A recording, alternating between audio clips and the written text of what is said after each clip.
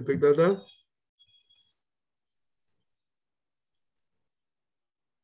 Hello. हाँ, त्रिमंत्र बुलाया, बाढ़ को फॉलो करेंगे। नमो वितरागाय नमो अरिहंताणं नमो सिद्धाणं नमो आयरीयाणं नमो वज्रायाणं नमो लोये सवसाहुणं ऐसो पंचनमुक्तारो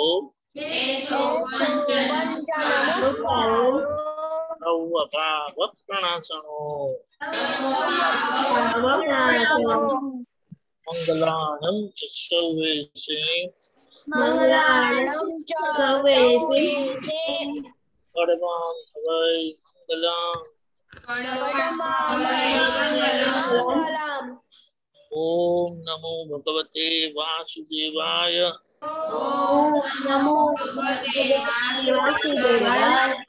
ओम नमः शिवाय। जय सच्चिदानंद।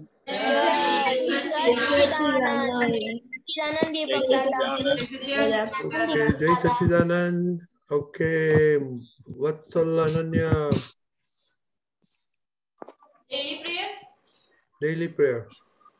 हे दादा भगवान, आप मुझे ऐसी शक्ति प्रदान करें कि मैं अपनी हेल्थ को कभी भी कॉम्प्रोमाइज न करूं, ताकि मेरा शरीर रूपी साधन मुझे मेरे ध्येय यानी कि पढ़ने में और सत्संग में हमेशा सहायक बने। मैं पढ़ने में सिंसियर रहूंगी। मैं बुरी खबर और कुसंग से हमेशा दूर रहूंगी। आप ऐसी शक्ति दें कि मेरा सत्संग कभी भी छूटे नहीं। प्राप्त मन वचन काया का योग और अपनी आत्मा का उपयोग जीव मात्र के परोपकार यानी कि सेवा करने में ही करूं, जो सबसे बड़ा मानव धर्म है। मैं अपने स्वयं के साथ और अन्य सभी लोगों के साथ जीवन व्यवहार में निष्ठावान, प्योर और शुद्ध बनी रहूंगी, ताकि मैं बराबर दादा भगवान के जैसे सर्वोत्तम व्यक्ति पक्का मानवी बन पाऊं। हे दादा भगवान, मैं आगे अपने मम्मी पापा माता पिता की हर बात सुनने की संकल्प करती हूँ। आप ऐसी शक्ति दे कि मैं उन्हें कभी भी अहंकार से जवाब ना दूं। आप इस संबंध में अनंत आंतरिक शक्ति प्रदान करें। जय सच्चिदानंद। जय सच्चिदानंद, वेरी गुड। सम्यक। हाँ, जय सच्चिदानंद। हे दादा भगवान, मुझे पढ़ाई में समझने में जो बाधाएं या अंतराय आते हैं, जो ऑब्स्ट्रक्शंस आते हैं, उन सभी को तोड़ने का मैं दृढ़ निश्चय करता हूँ। आप ऐसी कृपा करें जिसे मेरी पढ़ाई में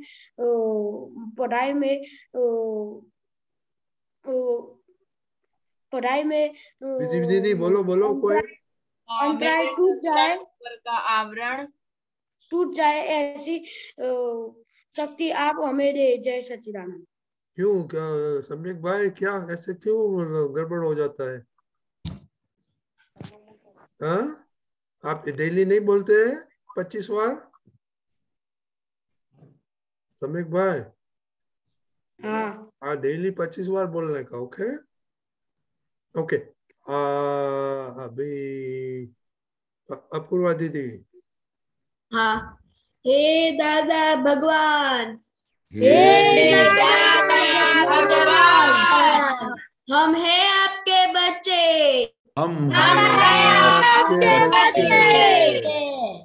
दिल के हैं सच्चे, फिर भी है कच्चे, काम करेंगे अच्छे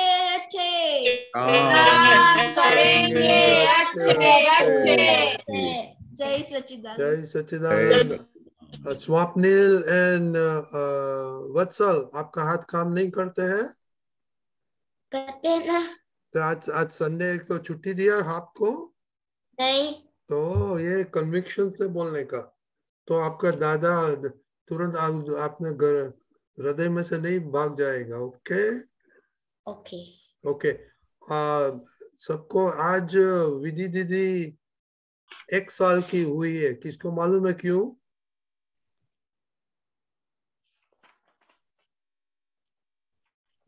आरती बा बोलते हैं, हाँ बोलते हैं। किसी दूसरे बच्चे को मालूम है?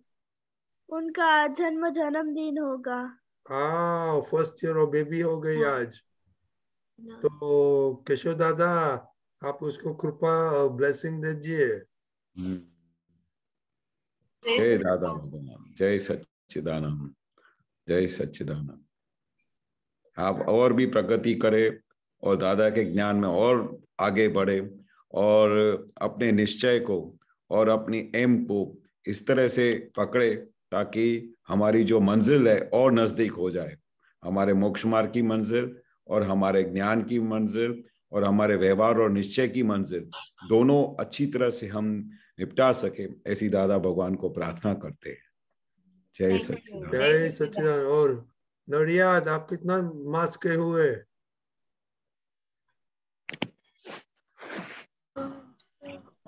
Nariad, how old are you? 5 months. 5 months. 5 months. Okay. Okay. तो 7 months राम देखेगा। ओके चलो। ओके, आज रिपोर्ट दे देने का कि टीवी मोबाइल देखा कि नहीं, और क्या विधि दीदी? हाँ जय सच्चिदानंद। आज मैंने टीवी नहीं देखा था लेकिन मोबाइल देखा था, क्योंकि आज मैंने सबको आशीर्वाद लेने के लिए सबको मैसेज ड्रॉप किया था। और आज मैंने पढ़ाई की है 4 to 6:30 की थी, उसमें मैंने मैथ्स और केमिस्ट्री किया था। Okay, very good. और आपने दादा के पास कितनी दफा प्रार्थना किया आज? आज मैंने दादा के पास 20 बार प्रार्थना की थी। Okay, very good. खुशी? जय सच्चिदानंद। मैंने आज मोबाइल भी नहीं देखा था और मैंने आज 2 घंटे पढ़ाई की थी मैथ्स की, और मैंने उसमें सम्स किए थे, और मैंने आज 300 स्किपिंग किया था। क्या बात है। और मैथ्स में आपको कितना रॉन्ग आता है, कितना राइट है? वो मैथ्स में रॉन्ग मैंने 4 सम्स बड़े बड़े किए थे, उसमें से तो मैंने 4 सम्स किए थे और सारे राइट थे। Okay, very good. Dev? Ranji दादा, हाँ, ये खुशी अहमदाबाद वाली है ना? हेलो? हाँ, बोलो बोलो बोलो, सुनाई देता है। हाँ, वो रोलर स्केटिंग करती है, रोलर ब्लेड। ओ, कितना माइल? और वो अच्छा करती है, लेकिन वो अभी प्रैक्टिस नहीं करती है। इसलिए मैंने उसको कहा है 15 मिनट घर में ही पहन के रखो, तो आपका बैलेंस वगैरह सब बना रहेगा। नहीं तो एक बार छूट जाएगा तो फिर बनेगा नहीं फिर। हाँ हेलो? हाँ हाँ, यानी व्हाट, उसका क्या मीनिंग? हाँ खुशी? हाँ, हाँ मीन्स व्हाट? अब से मैं करूंगी। ओके, तो 15 मिनट इतना सीखा है तो वो बना रहेगा फिर। और ये रिपोर्ट में ऐड करो कितना किलोमीटर आप रन करते हैं उस पे। वो है आपके पास किलोमीटर का गेज है जेब में रखने का? नहीं तो ये आईफोन मम्मी का रखने का जेब में। हाँ। देव? हाँ जय सच्चिदानंद। आज मैंने टीवी देख लिया था और आज मेरा रिपोर्ट गलत था। रिपोर्ट भेजने के बाद मैंने टीवी देखा था। आज मुझे 2 आवर्स मिला था, उसमें मैंने पढ़ाई तो नहीं की थी। आज मेरा भाई आया था तो मैंने मोबाइल नहीं खेला था। हम बाहर खेले थे, और आज मैंने हाफ आवर स्कीपिंग की थी, उसमें मैंने 146 स्कीपिंग की थी। ओनली 140? जो खुशी ने जास्ती किया आपसे। और आपने टीवी क्यों देखा था आज? आज नया मूवी आ रहा था तो आज चोर आ गया था कि देखता हूँ, तो बैठ गया। तो चोर आएगा तो आपका दिमाग खराब हो गया तो क्या करेगा? चोर आपको थोड़ी दवा देने वाली है, और सुनाओ। आप समझ में नहीं आता है आपको? आता है। क्या आता है? आप समझे, ठीक करो। ओके रुद्रा। हाँ, आज मुझे फ्री टाइम 2 आवर्स मिले थे। उसमें से मैंने 1 घंटा पढ़ाई की, ईवीएस किया था और मैंने फोन आज 1 घंटा देखा था। कितनी दफा? 1 घंटा देखा था फोन। क्यों? वो कार में आज अहमदाबाद आए ना मासी के घर, तो उसमें देख लिया था आते वक्त, तो मैं पढ़ाई करके गया। तो आप फोन पे पढ़ाई किया था? नहीं, हाँ। फोन में क्या देखा था वो बोलो। फोन में यूट्यूब देखा था। किसने दिया आपको फोन? मम्मी ने। क्यों? बस बोर हो रहा था। बच्चे लोग, ये बोरिंग का शब्द दादा की डिक्शनरी में नहीं है, तो आपको किधर से आता है ये बोरिंग शब्द? हाँ, कार में जाते हैं तो आप किताब नहीं लिख सकते हैं, पद नहीं सुन सकते हैं। आईफोन में, मम्मी के आईफोन में पद है क्या? नहीं। तो सारा फैमिली पद नहीं खा सकते?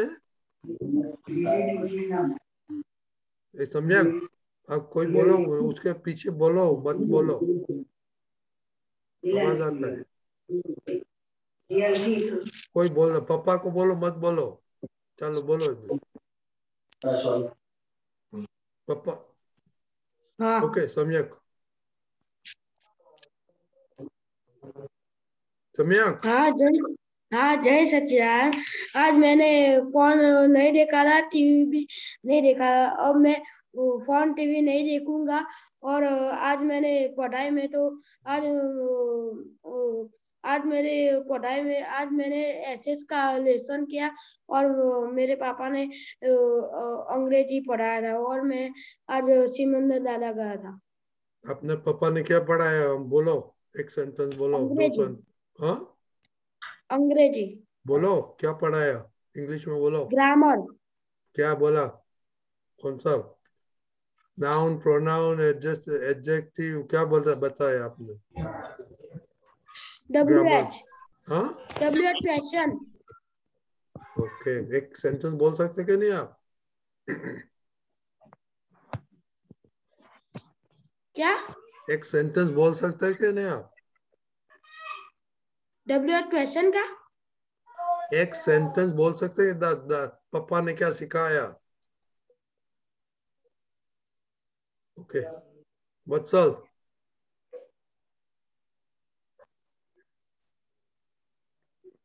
जय सच्चिदानंद। आज मैंने टीवी और मोबाइल नहीं देखा। आज मैंने 5 आवर्स स्टडी किया।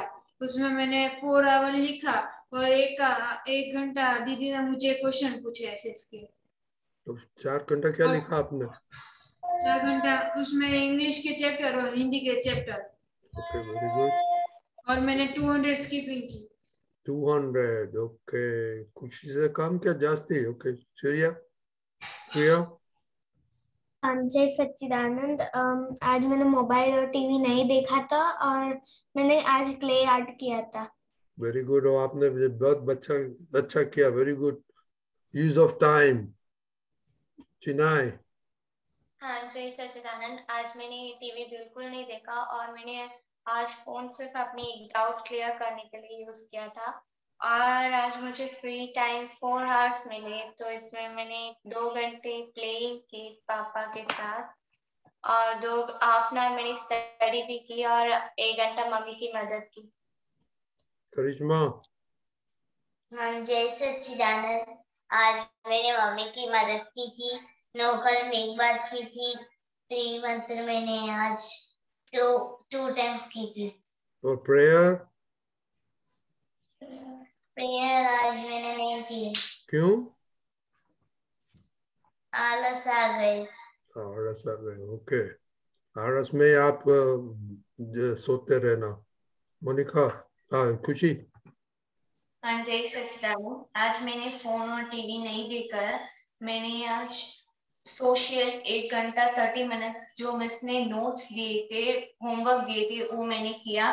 मैथ्स में मैंने 1 आवर मेरे जो नोट्स थे उसको फिर से मैं चेक कर रही थी और सम्स कर रही थी। मैंने 11 सम्स किए थे, वो सारे करेक्ट आए हैं और मैंने दीपक दादा को सेंड भी किया था। मैंने साइंस 30 मिनट्स किया था, उसमें से मैंने 2 क्वेश्चन किए थे। राइट हुआ कि रॉन्ग हुआ? राइट हुए। ओके। और आपका छोटी मम्मा के कितने दफा पाँव छुए? नहीं छुए आज। क्यों? अब रात को सो आप होशियार हो गए? नहीं, तो एक भी क्वेश्चन नहीं पूछा? हाँ आज मैंने जो सोशल में मेरे नोट्स लिखने थे वो मेरी दीदी ने करके दिए। Okay, very good improvement. ऐसे ऐसे प्रोग्रेस करो। ओके। हाँ हाँ, क्या जोर से बोलो? हाँ। हाँ। ओके। और आपको दोनों तो अच्छा है कि you can always talk to each other, question answer कर सकते हैं ना, तो बहुत बढ़िया है आपको।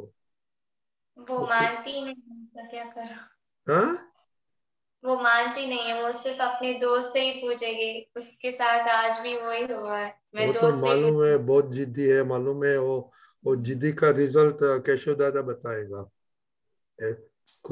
खुशी थोड़ा बड़ा होगा ना, ये जिद्दी का क्या रिजल्ट आएगा केशव दादा को पूछने का। खुशहाली, हाँ। खुशहाल। हाँ जय सच्चिदानंद। आज मैंने टीवी नहीं देखी थी और मुझे फ्री टाइम टू वर्क मिला था, तो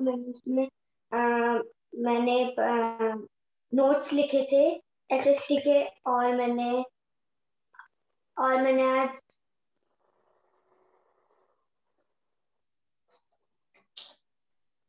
और क्या क्या क्या क्या किया आपने? प्रॉब्लम क्या किया? मैंने नोट्स में किया। ओके। आपको होमवर्क है, नोट्स में लिखो कि आपका मम्मी आप what she does for you, और नोट्स करके दीपक काका को भेजने का दादा। ओके। दर्शना। जय सच्चिदानंद। आज मैंने टीवी और फोन नहीं देखा था और मेरे अंदर चोर भी नहीं आया था और ना मैंने जिद की थी मम्मी पापा से। और मेरा फ्री टाइम था 4 आवर्स, उसमें से मैंने 1 घंटा केमिस्ट्री के नोट्स किए और थोड़ी देर बाद पापा को मतलब टेबल्स रिवाइज की और कल सुनाऊंगी पापा को। और हमने बाकी के टाइम में क्रिकेट खेला नीचे मेरे वेरी गुड। तो आपने हार्ड ड्राइव का क्या हुआ आज? आज मैंने ज्यादा आर्गुमेंट नहीं किया था, बट मैंने बस गुस्से में ये बोल दिया था कि मुझे नहीं करना है। बाकी मैं आज पूरे दिन अच्छी रही थी और मैंने सारी बात मानी। देखो अभी आप ये खुशी दीदी जी जैसा मत करो। अभी केशव दादा बोलेगा ओ जिद्दी से क्या होएगा, अपना परिणाम केशव दादा बोलेगा। दड़ियाद। जय सच्चिदानंद। आज मैंने टीवी नहीं देखा था और मोबाइल मैंने थोड़ी देर देखा था, विधि दीदी से बात की थी। और पढ़ाई में मैंने 3 घंटे बायोलॉजी की स्टडी की थी और ज्ञान में भी मैं आज सिंसियर रही हूँ। सिंसियर रही थी? हाँ। ओ वेरी गुड। ओके। बड़ी दीदी। जय सच्चिदानंद। आज मैंने टीवी और मोबाइल नहीं देखा है। 2 आवर्स मैंने एक्स्ट्रा स्टडी की है और सच साधन में मैं आज सिंसियर नहीं रही। देखो बच्चों लोग, ये दोनों बड़ी दीदी है, उन लोग को तो बहुत अच्छा मार्क्स आता है, उसको फॉलो करने का है सबको। तकसीबा। जय सच्चिदानंद। मैंने आज टीवी मोबाइल नहीं देखा था। टीवी मैंने 1 मिनट की स्टोरी सुनने के लिए ही यूज किया था, बाकी मैंने यूज नहीं किया था मोबाइल आज। नवनीति दीदी। नवनीति दीदी।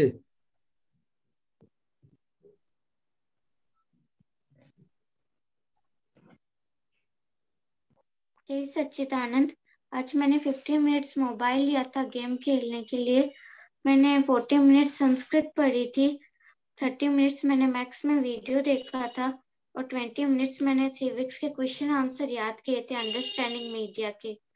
30 मिनट्स मैंने इंग्लिश में एक्सरसाइज की थी और 2 आवर्स मैंने हेल्प की थी सबकी और 410 स्पीकिंग की थी। ओह माय गॉड यार, आज का नंबर 1 आ गया। Very good. के स्वप्निल वत्स अपूर्वा दीदी। जय सच्चिदानंद। आज मैंने टीवी नहीं देखी थी और आज मैंने फोन स्टडी के लिए ही यूज किया था। एंड आज मैंने 2 आवर्स मिले थे, उसमें मैंने मैथ्स में कंस्ट्रक्शन सम वो चैप्टर किया था। ओके और स्वप्निल। जय सच्चिदानंद।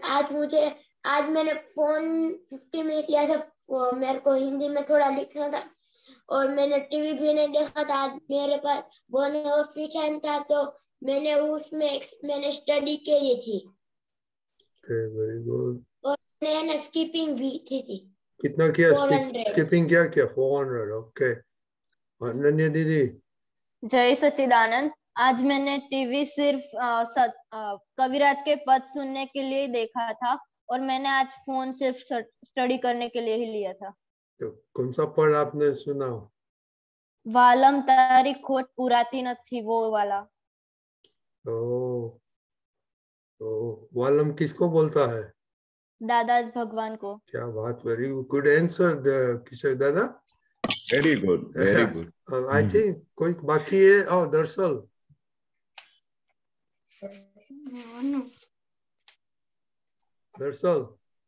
हाँ जय सच्चिदानंद। मुझे आज फ्री टाइम 2 आवर्स मिला था, उसमें से मैंने 1 आवर मैथ्स किया था। मैथ्स में मैंने अलजेब्रा के सम्स किए थे, उसमें मैंने 5 एक्सरसाइज की थी और फिर 1 आवर में से आधा हाफ एन आवर मैंने स्किपिंग की थी और फिर हाफ एन आवर मैं थोड़ी देर बाहर खेलने गया था। स्किपिंग कितना किया? 112। ओके। आज का स्कोर है 400। ओके, वो जरा ध्यान रखना। और आपने अलजेब्रा में क्या किया?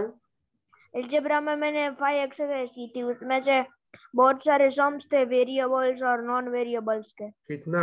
बहुत देने क्या कितना होता है वो? 5 एक्सरसाइज। 5 में कितना सम आता है? उसमें से पहली एक्सरसाइज उसमें 11 सम्स थे, फिर दूसरी में 12 सम्स थे। नहीं, हमको टोटली मांगता है और हाँ, टोटल 32 सम्स थे। 32 में कितना राइट है, कितना रॉन्ग हुआ? उसमें से एक रॉन्ग हुआ था, फिर बाकी सब राइट थे। हाँ, तो रॉन्ग क्यों हुआ था देखा आपने? वो मुझे समझ में नहीं आया था और मैंने वो ट्राई किया पर वो गलत हुआ। तो उसका फंडामेंटल फॉर्मूला ढूंढा? हाँ, उसका फॉर्मूला था 12 into L। ओके। अनन्या दीदी, आपको कुछ बोलने का है? ना, मुझे क्वेश्चन है। ओके। और स्वाप्नी को क्वेश्चन है? ओके। दीपक दादा तो नहीं है, सो नहीं है ना, किसने कहा नहीं है?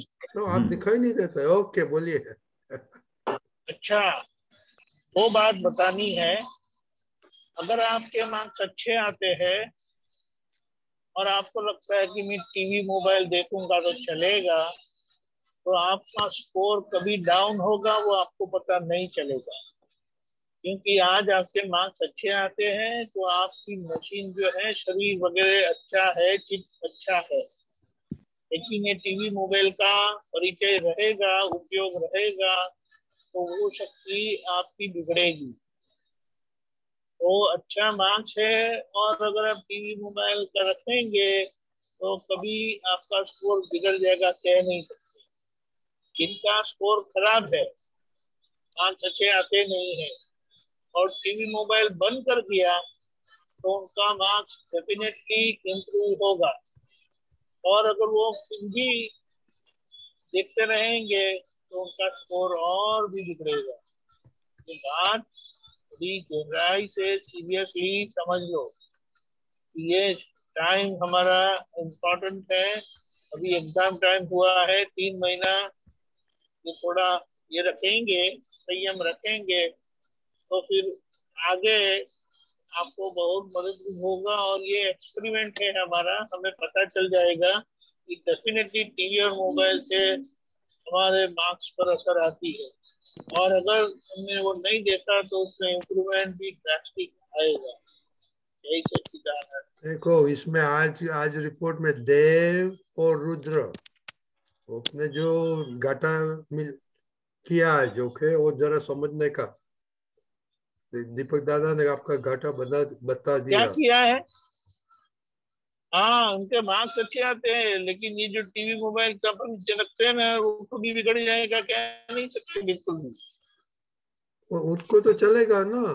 देव देव राइट, आपका मार्क्स कम आ जाएगा तो नो प्रॉब्लम राइट, पापा को तो नो प्रॉब्लम है ना, आपको भी प्रॉब्लम नहीं है?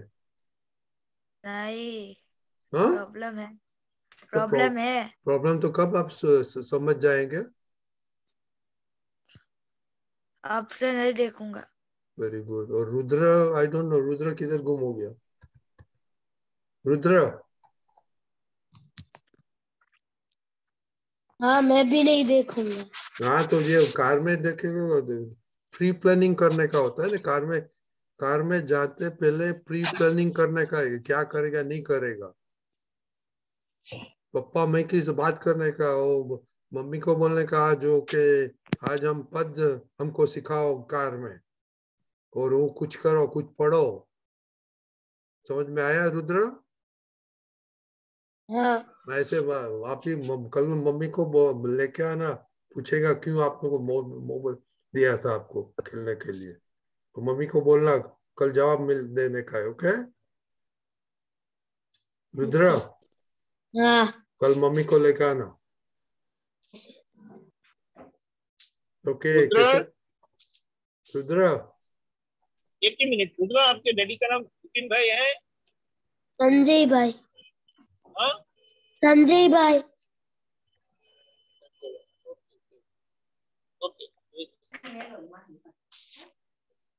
ओके रुद्र? हाँ ओके केशव दादा, अभी आप कुछ बोलिए, बाद में 2 क्वेश्चन है। ओके, जय सच्चिदानंद। जय सच्चिदानंद। चलो बहुत अच्छा, जिनका अच्छा प्रोग्रेस हो रहा है बहुत अच्छा है। पर जो एक चीज बहुत अभी मुझे ख्याल आई कि जिस जिस जगह पे हमारी वीकनेस होती है, उस वीकनेस को जब तक हम जीतेंगे नहीं, वो वीकनेस हमारे सर पे चढ़ती जाएगी। अभी थोड़ा थोड़ा करके समझो, टीवी जो मोबाइल के ऊपर जो एक उसको दादा भगवान तो बोलते थे कि ये फुलिशनेस है बहुत बड़ा, टीवी वीडियो मोबाइल, तो दादा ने जब उसको इतना बड़ा शब्द बोल दिया तो हम कैसे फुलिश बन सकते हैं। तो एक चीज समझनी चाहिए कि जो चीज को हमको हमारी प्रगति में, हमारे मार्ग में जो बाधा बनती है, हम रुकावट आती है, उनकी तरफ तो हमारा पहला लक्ष्य होना चाहिए कि अंदर के चोट जो है वो हमको कहाँ से कहाँ लेके जाएंगे वो आज आपको नहीं पता चलेगा, बट वो धीरे धीरे धीरे पेनिट्रेट करते करते करते आपको इतनी मेहनत करने के बाद इतना आप आगे निकल जाएंगे, और फिर एक दिन अचानक सीधा डाउन हो जाओगे। जैसे मार्क्स समझो आज आपकी बहुत टॉप पे आती है, पर वो वीकनेस अगर अंदर घुस गई तो आपको पता भी नहीं चलेगा किस दिन नीचे डाउन कर डालेंगे। तो सीढ़ी साहब का वो जो खेल नहीं होता है, तो उस खेल की तरह नीचे आ जाएंगे। तो अपने को ये बहुत समझना चाहिए कि ये वीकनेस है, और ये जो वीकनेस अगर हमारे पे हावी हो, सीधा 2 पर आता है। हाँ वो सीधा 98 से सीधा 2 पर आता है, 2 पे आ जाता है, तो ऐसी सांप सीढ़ी की हालत हो जाएगी। तो हमको क्या समझना चाहिए कि ये वीकनेस हमको बहुत किसी दिन नीचे गिरा देगी, तो उसके ऊपर हमारा खास फोकस होना चाहिए, हमारा लक्ष्य होना चाहिए कि ये चीजें हमको नीचे डाउन करने के लिए है। तो हमको हमेशा उस मार्ग पे चलना है जो हमको टॉप पे लेके जाए, हमको हमारी मंजिल की टॉप के ऊपर लेके जाए, तो वहां पर हमारे को वीकनेस बिल्कुल नहीं चलेगी। और ये क्या है, आज थोड़ा देख लिया, फिर मैं थोड़ा पढ़ लूंगा या पढ़ लूंगी, ऐसा करके वो मन क्या हमारे ऊपर हावी हो जाता है, हमारे पे इतना हावी हो जाता है कि हमको धीरे धीरे धीरे धीरे वीकनेस की तरफ डाउन लेके जाता है। तो हमको डाउन जाने में अच्छा लगेगा कि ऊपर चढ़ने में अच्छा लगेगा, सब बताओ। चढ़ने में अच्छा लगता है। हाँ, जब हम ऊपर चढ़ेंगे तो वहां से पूरी दुनिया दिखाई देगी। डाउन जब होएंगे तो वहां से कुछ भी दिखाई नहीं देगा, सब अंधेरा ही अंधेरा हो जाएगा। तो हमको रोशनी की तरफ जाने का है, हमको ब्राइटनेस की तरफ जाने का है।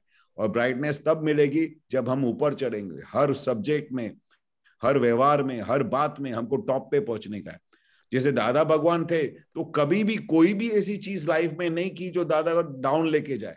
हर एक जगह पे सर्वश्रेष्ठ बनना चाहते थे, और सर्वश्रेष्ठ बने तभी वो आखे ब्रह्मांड के स्वामी बन सके।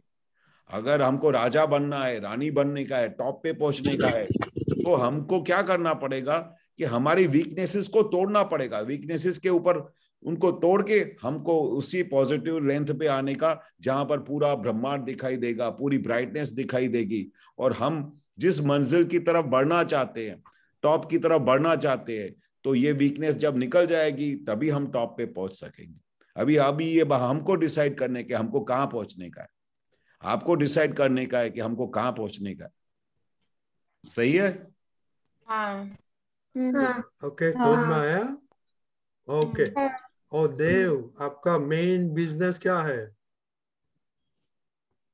क्या? देव, हाँ, क्या? आपका मेन बिजनेस क्या है?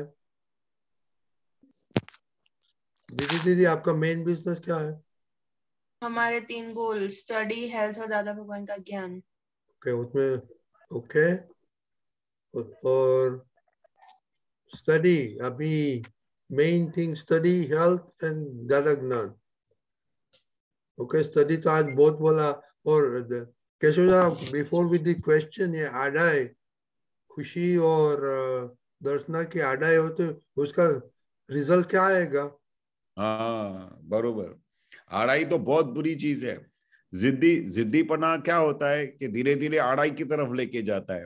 अगर हम जिद्दी बन गए तो क्या होगा कि हमारी जो पूरी विजन कहाँ हो जाएगी कि जो आपका जिद है उसको आप धीरे धीरे अपने दोष को प्रोटेक्ट करना शुरू करोगे। और प्रोटेक्ट करना शुरू करोगे, मैं तो जिद्दी हूं ही नहीं, और आपको ये भी नहीं पता चलता कि आप जिद्दी हो। तो जिद्दी को जानना पड़ेगा कि वो आपको कौन से डिस्ट्रक्शन की तरफ लेके जाएगा। वो धीरे धीरे बॉडी में आड़ाई होती जाएगी। अगर वो कोई बोलेगा कि आप जिद्दी हो, तो आप बोलोगे नहीं नहीं, मेरा तो ऐसा नेचर ही नहीं है, मैं तो बहुत सही हूं। तो वहां से शुरुआत होती है कि आप अपने दोषों को प्रोटेक्ट करना शुरू करते हो। तो वो आपको कितनी बड़ी खाई में लेके जाएगा। तो आड़ाई और जिद है ना, वो बहुत मार खिलाता है, अपनी पूरी प्रगति को पूरा रूंध देता है। इसलिए ये बात समझनी चाहिए कि हमको सहज बनने का है। सहज यानी हमारे को हर एक बात में इतना सहज बनने का है कि सबको हमारे वहां पर रहने से, हमारे वहां पर हमारे अस्तित्व से सबको हमारी खुशबू आनी चाहिए।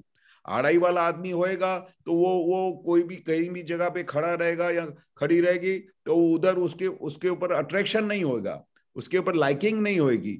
वो दादा क्या बोलते थे कि अपना अस्तित्व ऐसा बनाओ कि ताकि आपको सब लोग प्यार करें, आपसे आप सब ऐसे बन जाओ ताकि आप सब प्रेम स्वरूप बन जाओ सब जगह पे, और आपके अस्तित्व से दूसरे लोगों का कल्याण होगा। हमारा ये भी तो भाव है ना कि अगर हम अच्छे बन गए, हम नॉर्मल बन गए, हम सहज बन गए, तो हमको देख के दूसरे 10 जने सहज बनेंगे। तो हम दादा का पूरा जो मिशन है, सब लोग मोक्ष की तरफ चले, सब लोगों को हमारी तरह सब लोग एक्सपर्ट बने, हमारी तरह सब लोग प्रोग्रेस करें। तो वो कब करेंगे? जब हम सरल होंगे, सहज होंगे, हमारे में कोई भी वीकनेस नहीं होगी, हमारे में कोई भी आड़ाई नहीं होगी, हमारे में जिद्दीपना नहीं होगा। तो हमारा जो अस्तित्व है वो इतना अच्छा बनेगा ताकि दूसरे लोगों को हमारे वहां पर रहने से उसको असर होगा। हम दादा भगवान थे तो दादा भगवान सर्वश्रेष्ठ थे, उन्होंने कोई भी वीकनेस नहीं थी, तो हमको दादा के लिए ट्रिमेंडियस अट्रैक्शन रहता था। तो जैसे आप सहज बनोगे, सरल बनोगे, तो आपकी तरफ सबका अट्रैक्शन होगा, और अट्रैक्शन होगा तो आप कुछ भी बोलोगे तो आपका वचन बंद खुलेगा। आप किसी को कुछ बोलोगे तो वो ऑन द स्पॉट आपकी बात मानेंगे। मतलब इतना फायदा है। तो हमको जो वीकनेसेस है, जो हमारी आड़ाइयां है, जो हमारा जिद्दीपन है, वो हमको खाई में लेके जाएगा। पर हम जो सहज बनेंगे, सरल बनेंगे, दादा भगवान की तरह बनेंगे, तो जिस तरह से हम दादा भगवान को इतना प्यार करते थे, इतना अट्रैक्शन रहता था, तो हम दादा का हर एक बात कहना मानते थे, वैसे सब लोग आपकी बात मानेंगे। हमको सबके लिए मिसाल बनने का है, हम सबके लिए हर एक को ऐसा बनने का है कि आपको देख के दूसरे लोग भी आगे बढ़े। हमारा मिशन ये नहीं है कि खाली हम सब लोग, खाली जो 20-25 जने हैं उनके प्रगति के लिए काम कर रहे हैं। अगर हम सब सर्वश्रेष्ठ बन जाएंगे तो हमारी वजह से दूसरे लोग भी अच्छे बनेंगे, तो वो दादा के ऊपर जो दूसरे लोगों के लिए काम बनेंगे और दूसरे को हेल्पफुल बनेंगे, दूसरे लोग भी हमारी तरह अच्छे बनेंगे, तो उनके ऊपर दादा की ट्रिमेंडियस ब्लेसिंग रहेगी। आप जिस तरह से दादा बोलते थे कि ज्ञानी पुरुष चाहे सो कर सकता है, वैसे आपके अंदर दादा भगवान प्रकट होंगे और आपके अंदर जो भी शक्तियां डेवलप होती जाएगी और आप अपने लाइफ में हर एक फील्ड में जबरदस्त प्रोग्रेस कर सकेंगे। ठीक है, खुशी चिनाई क्या बोला केशव दादा ने? केशव दादा ने ये बोला कि हम अच्छे बन जाएंगे तो हमारे से भी दूसरों को भी सीख मिलेगी, कि हमारी बात मानेंगे, हमारी तरफ अट्रैक्शन होगा उनको।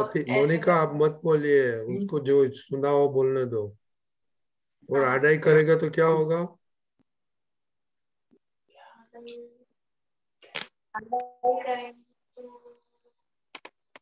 देखो दोनों सिस्टर, ये केशव दादा ने आडाई के पे क्या बोला वो लिख के भेजना, दोनों सिस्टर। ओके ओके, अभी क्वेश्चन लेगा केशव दादा। 1 मिनट। हाँ बोलिए। Just 1 minute. हाँ देखो, ये सत्संग हम सुनेंगे तो सुनते सुनते हम बोल पाएंगे, समझ की बात बता पाएंगे, लेकिन हमें वो सत्संग जीना है। जिया हुआ सत्संग ऐसे ही खुद को भी काम करेगा और लोगों को भी काम करेगा, ये बात है। क्योंकि लोग देखने से सीखते हैं, बोला हुआ सीखते नहीं है। जय सच्चिदानंद। जय सच्चिदानंद। नंदिनी दीदी। हाँ, जय सच्चिदानंद। मेरा ये क्वेश्चन था कि मुझे बोलने की आदत ज्यादा है, मीन्स जो भी आए उसके साथ मुझे बातें करना पसंद है, तो और मेरी इस आदत की वजह से कभी कभी सामने वाले को अहम दुख जाता है। मेरा ऐसा कोई इरादा नहीं होता कि मैं उनका अहम दुखाऊं, पर मेरी बोलने से उनको हर्ट हो जाते हैं वो, तो ये हर्ट ना हो उसके लिए क्या करूं? तो सबसे पहले है ना, हर्ट हो जाता है तो दादा से शक्ति मांगने का कि दादा आप मेरे कंठे विराजो। दादा ने बोला था कि हमारी वाणी गलत निकले न तो वाणी के ऊपर भी हम उसका सामायिक करके, उसका प्रतिक्रमण करके उधर शक्ति मांग सकते हैं कि हे दादा भगवान मेरी वाणी ऐसी बनाओ ताकि जो वाणी में बोलूं उससे सबको सुख मिले, मेरी ऐसी शक्ति मेरे में प्रकट करो। तो वो शक्ति मांगने से बहुत बड़ी शक्ति मिलती है। बाकी अगर गलती हो जाती है तो उसका प्रतिक्रमण एक ही इलाज है, और जितना हो सके दादा बोलते थे कि मौन रहने का। हमेशा जितना आप मौन रहोगे उतना आप अपने अंदर की खोज कर सकोगे, अपने अंदर को समझ सकोगे, आपके अंदर क्या डेवलपमेंट हो रही है, कहाँ पर आपकी मिस्टेक्स हो रही है, उसको आप पकड़ सकोगे। और अगर आप मौन ही नहीं रहोगे, बोलते ही रहोगे, तो ऐसे बोलने से क्या होगा, आपका उपयोग सिर्फ बोलने में होगा, आप अंदर की तरफ कभी नहीं जाओगे। आपके इंटरनल दुनिया में जाने का है, हमारे अंदर क्या चल रहा है, हमारे अंदर किसी के लिए गलत भाव तो नहीं हो गया, हमने किसी के लिए खराब विचार तो नहीं आया। तो वो कब होगा, जब हम मौन रहेंगे। मौन नहीं रहेंगे, बोल करते रहेंगे तो हमारा उपयोग खाली बोलने में ही चला जाएगा, पर अंदर हमारी डेवलपमेंट नहीं होगी। तो दादा जब नहीं बोलते थे, दादा बैठते थे, तो जब तक कोई क्वेश्चन नहीं पूछता था तो दादा बात ही नहीं करते थे, बैठते थे, अपने आत्मा में रहते थे। तो उसमें से क्या होगा, अंदर मौन रहने से अंदर की शक्तियां डेवलप होगी, बहुत बड़ी शक्तियां डेवलप होती है। पर बोल करने से हमारी शक्तियां बोलने की तो वेस्ट होती है, पर हमारी डेवलपमेंट भी नहीं होती है। तो जितना आदमी सुनता है वो बहुत ज्यादा विचारशील बनता है, उसकी डेवलपमेंट बहुत ज्यादा होती है। जिसका बोलने में उपयोग जाता है तो अंदर की दुनिया उसको कभी समझ में ही नहीं आएगी, अपने आप को पहचान नहीं पाएगा, अपने अंदर की डेवलपमेंट नहीं होगी। तो ये बहुत बहुत इंपॉर्टेंट चीज है, जितना जरूरत हो उतना ही बोलने का। बाकी बोलने से हमारी शक्तियां वेस्ट होती है, हमारा उपयोग खराब होता है। जितना आप शांत रहोगे तो उस समय आपकी विचारधारा शुरू होगी। You will start thinking different different things कि मैं क्या करूं ताकि मेरी डेवलपमेंट हो। मैं अपना दिमाग और मेरी अपना जो ब्रेन है वो कौन सी चीजों में डालूं ताकि उसमें से अच्छी चीजों की डेवलपमेंट हो। तो जितना हो सके अपना टाइम ढूंढ निकालने का। जब तक कोई बात नहीं करता, तो जब तक कोई आपको क्वेश्चन नहीं करता, जब तक आपसे कोई बात करने वाला नहीं है, तो उतना हो सके उतना मौन रहने का। सही है? हाँ ठीक है। और मेरा दूसरा क्वेश्चन था हाँ बोलो। कि दादा आनंद से आए हैं तो मैं उनको डेली मिलने जाती हूँ, तो मन में चोर आ जाता है कि दादा के साथ बैठना अच्छा लगता है, तो 1 घंटा दादा के साथ और बैठ लेना। हाँ तो वो उस समय क्या है कि अपने को मन को समझाने का कि भाई इतना बैठने में अच्छा है, पर उस समय आप जब बैठते हो तो आप ज्ञान में रहते हो। उनके अंदर शुद्धात्मा देखा, अपने अंदर शुद्धात्मा देखा, तो वो आपका उपयोग होना चाहिए। उपयोग के बगैर किधर भी बैठे तो वेस्ट ऑफ टाइम है, और उससे क्या होगा, आपकी डेवलपमेंट नहीं होगी। तो वो हर एक पल हमारा कीमती है। हम अभी ये इतना अभियान क्यों चलाते हैं, क्यों इतना सब बार बार पूछते हैं कि आपने कितनी देर टीवी देखा, कितनी देर मोबाइल देखा, क्यों हम पूछते हैं? क्योंकि वो जितना टाइम हमारा जाता है वो हमारा वेस्ट हो रहा है, और हमारे पास टाइम नहीं है। आपको ऐसा लगता है कि हमारे पास बहुत टाइम है, पर एक एक पल जाता है वो वापस आता नहीं है। Time, once the time passes away, it will not come back, it will come. Suppose आज आप हमारा ये 1 घंटा अभी हमको सत्संग मिला, तो फिर आपको 1 घंटे के बाद फिर से मिलेगा वो सत्संग? नहीं, टाइम चला गया सो चला गया। तो उस हर एक पल की कीमत है, उसको समझना चाहिए कि भाई मेरे को अच्छा तो लगता है, पर वो दादाजी के पास जाने के बाद उनके अंदर शुद्धात्मा देखने का, अगर उधर सत्संग होता है तो सत्संग की डेवलपमेंट करने का। पर मन के हिसाब से चलो कि चलो मैं उधर अच्छा लगता है और ऐसा करके 1 घंटा वेस्ट किया, तो बहुत बड़ा नुकसान हो गया। 1 our is a very big thing. वो दादाजी बोलते थे कि हमको पूरे दिन में इतना काम करने का बाकी होता है, तो भी हमारे 24 घंटे भी पूरे नहीं पड़ते। तो विचार करो तो दादा कितना काम करते होंगे। और हम तो ऐसा ही बोल देते कि चलो 1 घंटा वेस्ट हो गया, 2 घंटा वेस्ट हो गया, 1 घंटा टीवी देखा, 1 घंटा मोबाइल देखा, तो आपको इतना सरल लगता है।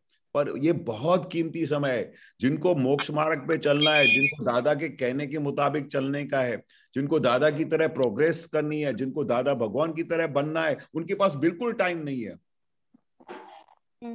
उनके पास बिल्कुल टाइम नहीं है। हम उनके लिए एक एक पल कीमती है। हाँ, अगर आपको दादा की समझ नहीं हो, आपके पास ऐसा कुछ विज्ञान दादा का साइंस नहीं हो, आपके ऊपर ऐसा जो अंदर खाने जो हम डेवलपमेंट कर रहे हैं वो नहीं हो, दूसरे संसार के दूसरे बच्चों की तरह टाइम वेस्ट करना हो, जिनको ABC भी पता नहीं है कि दादा भगवान कौन है, ज्ञान क्या होता है, समझ क्या होती है, व्यवहार क्या होता है, उनको पास तो कुछ भी नहीं है, तो उनके कंपैरिजन में आप बहुत बड़ी सीट पे बैठे हो। तो आप जिस मुकाम पे बैठे हो वो बहुत ही कीमती स्टेज पे आप बैठे हो, तो उसका एक पल भी वेस्ट नहीं होना चाहिए। वो हमको हर पल उपयोग में रहना चाहिए कि मैंने आज का दिन कितना मैंने सफल किया, वेस्ट किया, कितना प्रोग्रेस किया, कितना मैं डाउन गया, ये रोज अपने आप को हिसाब से लिखना चाहिए। और हर दिन अपने आप को मार्क्स देनी चाहिए कि मैंने कितना प्रोग्रेस किया लाइफ में। दादा ज्यादातर दादा भगवान की ही बातें करते हैं। हाँ तो बहुत अच्छा। अगर वो बातें दादा भगवान की करते हैं, दादा भगवान का वो होता है, और आपके पास स्पेस में है, टाइम है, और उसका टाइम आप सदुपयोग में डालते हो, तो उसके जैसी कोई कीमत नहीं है। आप मेरे दादा को जानते हो? विभूति फोई है ना, जो पद गाते हैं। हाँ हाँ, उनको तो मैं डैडी। बहुत, हाँ उनको तो मैं बहुत अच्छी तरह से जानता हूँ। उनके साथ तो हमारा बहुत सत्संग हुआ है और बहुत वो मिले। मेरे दादा है। दादा है, और ये बहुत अच्छा। उनके साथ तो बैठना तो बहुत खुशनसीबी है। तो उनको उनसे पूछोगे ना तो दादा की इतनी बातें बताएंगे कि बात मत पूछो। यू आप लक्की हो, आप पता है कि आपके ऐसे दादाजी हैं। तो उनके साथ बैठने में बहुत अच्छा है, पर वो टाइम देख लेने का, मुझे 1 घंटा टाइम मिला है तो उसका वो एक एक बातें समझ के, उनकी दादा की बातें समझ के उसको सदुपयोग में लाने का और उसको फॉलो करने का। फॉलो करना बहुत इंपॉर्टेंट है। अभी फुल फोकस ऑन स्टडी। आपका एग्जाम, एग्जाम के सामने आ रहे हैं तो आपके पास घंटा बैठने के लिए मिलता है, वो समझना नहीं, मैं है। बैठती तो नहीं हूँ, पर मुझे ऐसा चोर आ जाता है। हाँ, वो अलग बात है, लेकिन उसका समय होता है ना, हर चीज हाँ का समय होता है। अभी हाँ आपने ये, आपके सभी सब्जेक्ट ठीक है? हाँ, पर फिर गलती नहीं है केमिस्ट्री में थोड़ा प्रॉब्लम है। फिर? तो फिर उसके लिए यही टाइम है ना। हाँ। आप वो टाइम को कितना करते हैं अपनी कमजोर सब्जेक्ट्स में, तो उसका हेल्पफुल होगा। हम्म। दादा के ज्ञान में तो हम सत साधन वगैरह प्रार्थना करते हैं, वो इनफ है अभी, क्योंकि अभी एग्जाम टाइम है, तो उसको फोकस नहीं करने का। करने का है। दादा तो बोलते हैं सत्संग में नहीं आने का, चलो जाओ पढ़ाई करो, ऐसा करते थे। समझ गई? हाँ। जय जय सच्चिदानंद। जय जय सच्चिदानंद। दर्शना, इसलिए तो बोला है ना, work while you work, play while you play. मतलब राइट टाइम पे काम करो, राइट टाइम पे गेम खेलने जाओ। तो अभी हमारा राइट टाइम क्या है? पढ़ाई का टाइम है, तो उस समय कॉन्सेंट्रेट करने का। फिर जब छुट्टी के दिन आ जाए तो भले आप दादाजी से बैठ के बहुत देर बातें कर सकते हो, क्योंकि उस समय फिर आपका ये बहुत प्रेशियस टाइम होगा वो दादा को समझने के लिए। पर ये टाइम कैसा है कि अभी एग्जाम का टाइम है, तो उसके ऊपर बहुत कॉन्सेंट्रेट करने का। हाँ। दर्शना, हाँ, मेरा एक डाउट था कि मैं सारे लोगों को बाहर से देखता हूँ कि लुक से देखता हूँ, तो मुझे ऐसे ऐसे देखता हूँ कि ये छोटा है, ये तो कुछ नहीं कर पाएगा। तो जैसे आज मैं क्रिकेट खेल रहा था, तो एक बच्चा था 6 साल का, उसे वो हम क्रिकेट खेल रहे थे, तो वो मुझे बॉल डाल रहा था, तो मुझे जब वो बॉल डाल रहा था, वो मुझे बहुत बार आउट कर रहा था। तो मुझे ऐसे लगा कि बाहर मैं सबको ऐसे लुक से देखता हूँ, तो मुझे ऐसे ना देखूं तो मैं क्या करना चाहिए? नहीं, उसके अंदर शुद्धात्मा देखने का। बाहर का व्यवहार तो सब बाहर से देखते हैं, जो दिखाई देता है। तो बाहर से वो तुम्हारा फ्रेंड है, कोई भी है, तो उसको बाहर से उसका व्यवहार से उसके नाम से पहचानने का। पर अंदर खाने वो शुद्धात्मा है। और वो बाहर से। और स्पोर्ट्स में तो क्या होता है, स्पोर्ट्समैनशिप बोलते हैं कि भाई वो आपको आउट करता है तो आप वीक है, तो उसमें से भी सीखने को मिलता है कि आपको अभी भी और परफेक्ट बनने का है। हर एक चीज में से सीखने को मिलता है। पर उसको उसको नेगेटिव नहीं देखने का, वो मुझे आउट कर रहा है। तो हमेशा पॉजिटिव देखने का, वो मुझे आउट करता है तो मुझे गेम खेलने की जो है, तो उसमें से मैं किस तरह से बॉलिंग को समझूं ताकि मैं उसको बॉल को हिट कर सकूं और मैं जीत सकूं। जब स्पोर्ट्समैनशिप में क्या होता है कि उसमें कोई भी दो राय नहीं होती है कि भाई वो अंचाई करता है, कि वो ये करता है, या मैं आउट क्यों हो गया। उसमें एक विनिंग सिस्टम को समझना होता है कि हम किस तरह से गेम खेले ताकि विन विन सिचुएशन हो। ख्याल आया? हाँ, मेरे पापा भी यही कहते हैं, जो लोग आपके फ्रेंड और अच्छा खेलते हैं उनसे देख के सीखना चाहिए। पर मैं ऐसे पापा को कहता हूँ कि पापा मैं तो चैंपियन हूँ, मुझसे कोई नहीं हार सकता, ऐसे ऐसे करके। मेरे पापा भी कहते हैं कि उसको देखो, उससे सीखो। हाँ, सही बात है, सही ठीक बात है। है। ओके, स्वप्निल।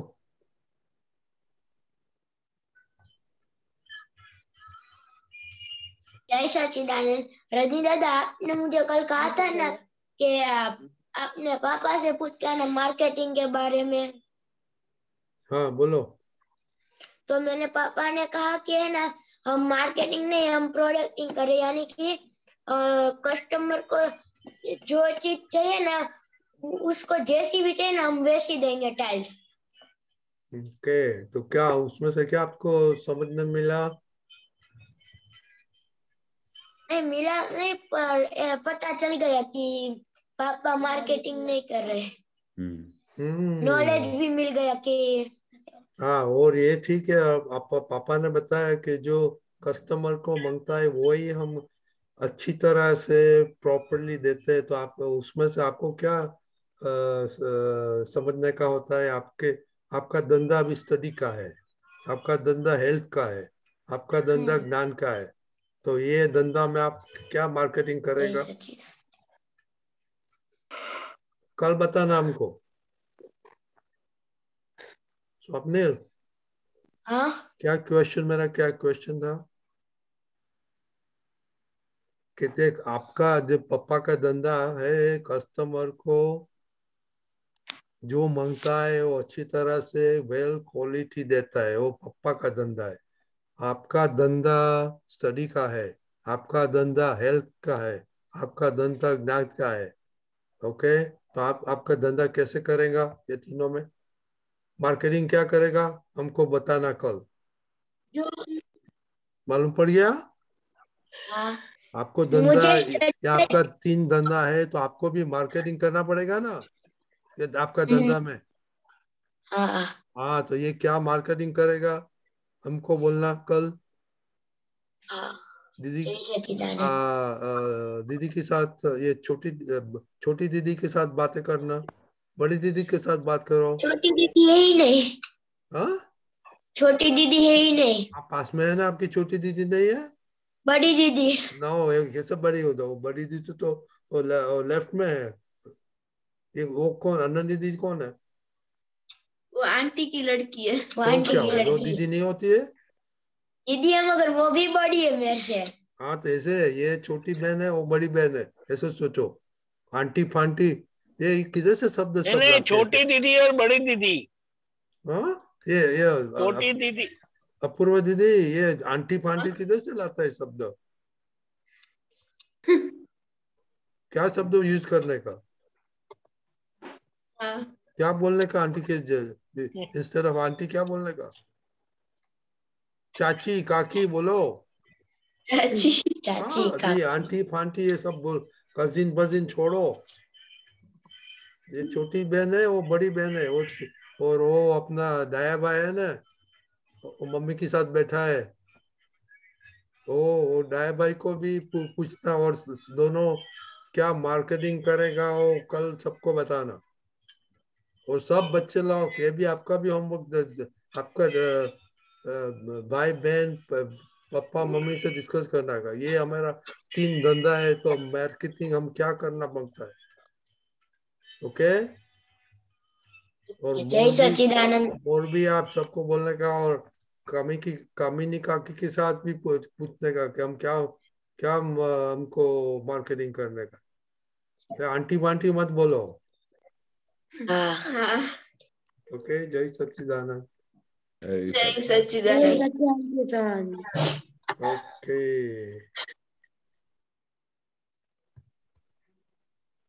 गीता दीदी, गीता बहन,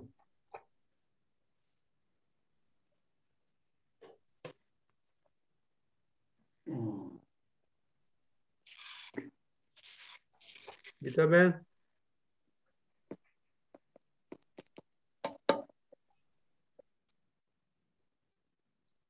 ओके, गीता आंटी नहीं है तो किसका क्वेश्चन है? क्वेश्चन नहीं है। ओके, तो मैं केशव दादा, आपको क्वेश्चन हम पूछ सकते हैं आपको? हाँ हाँ।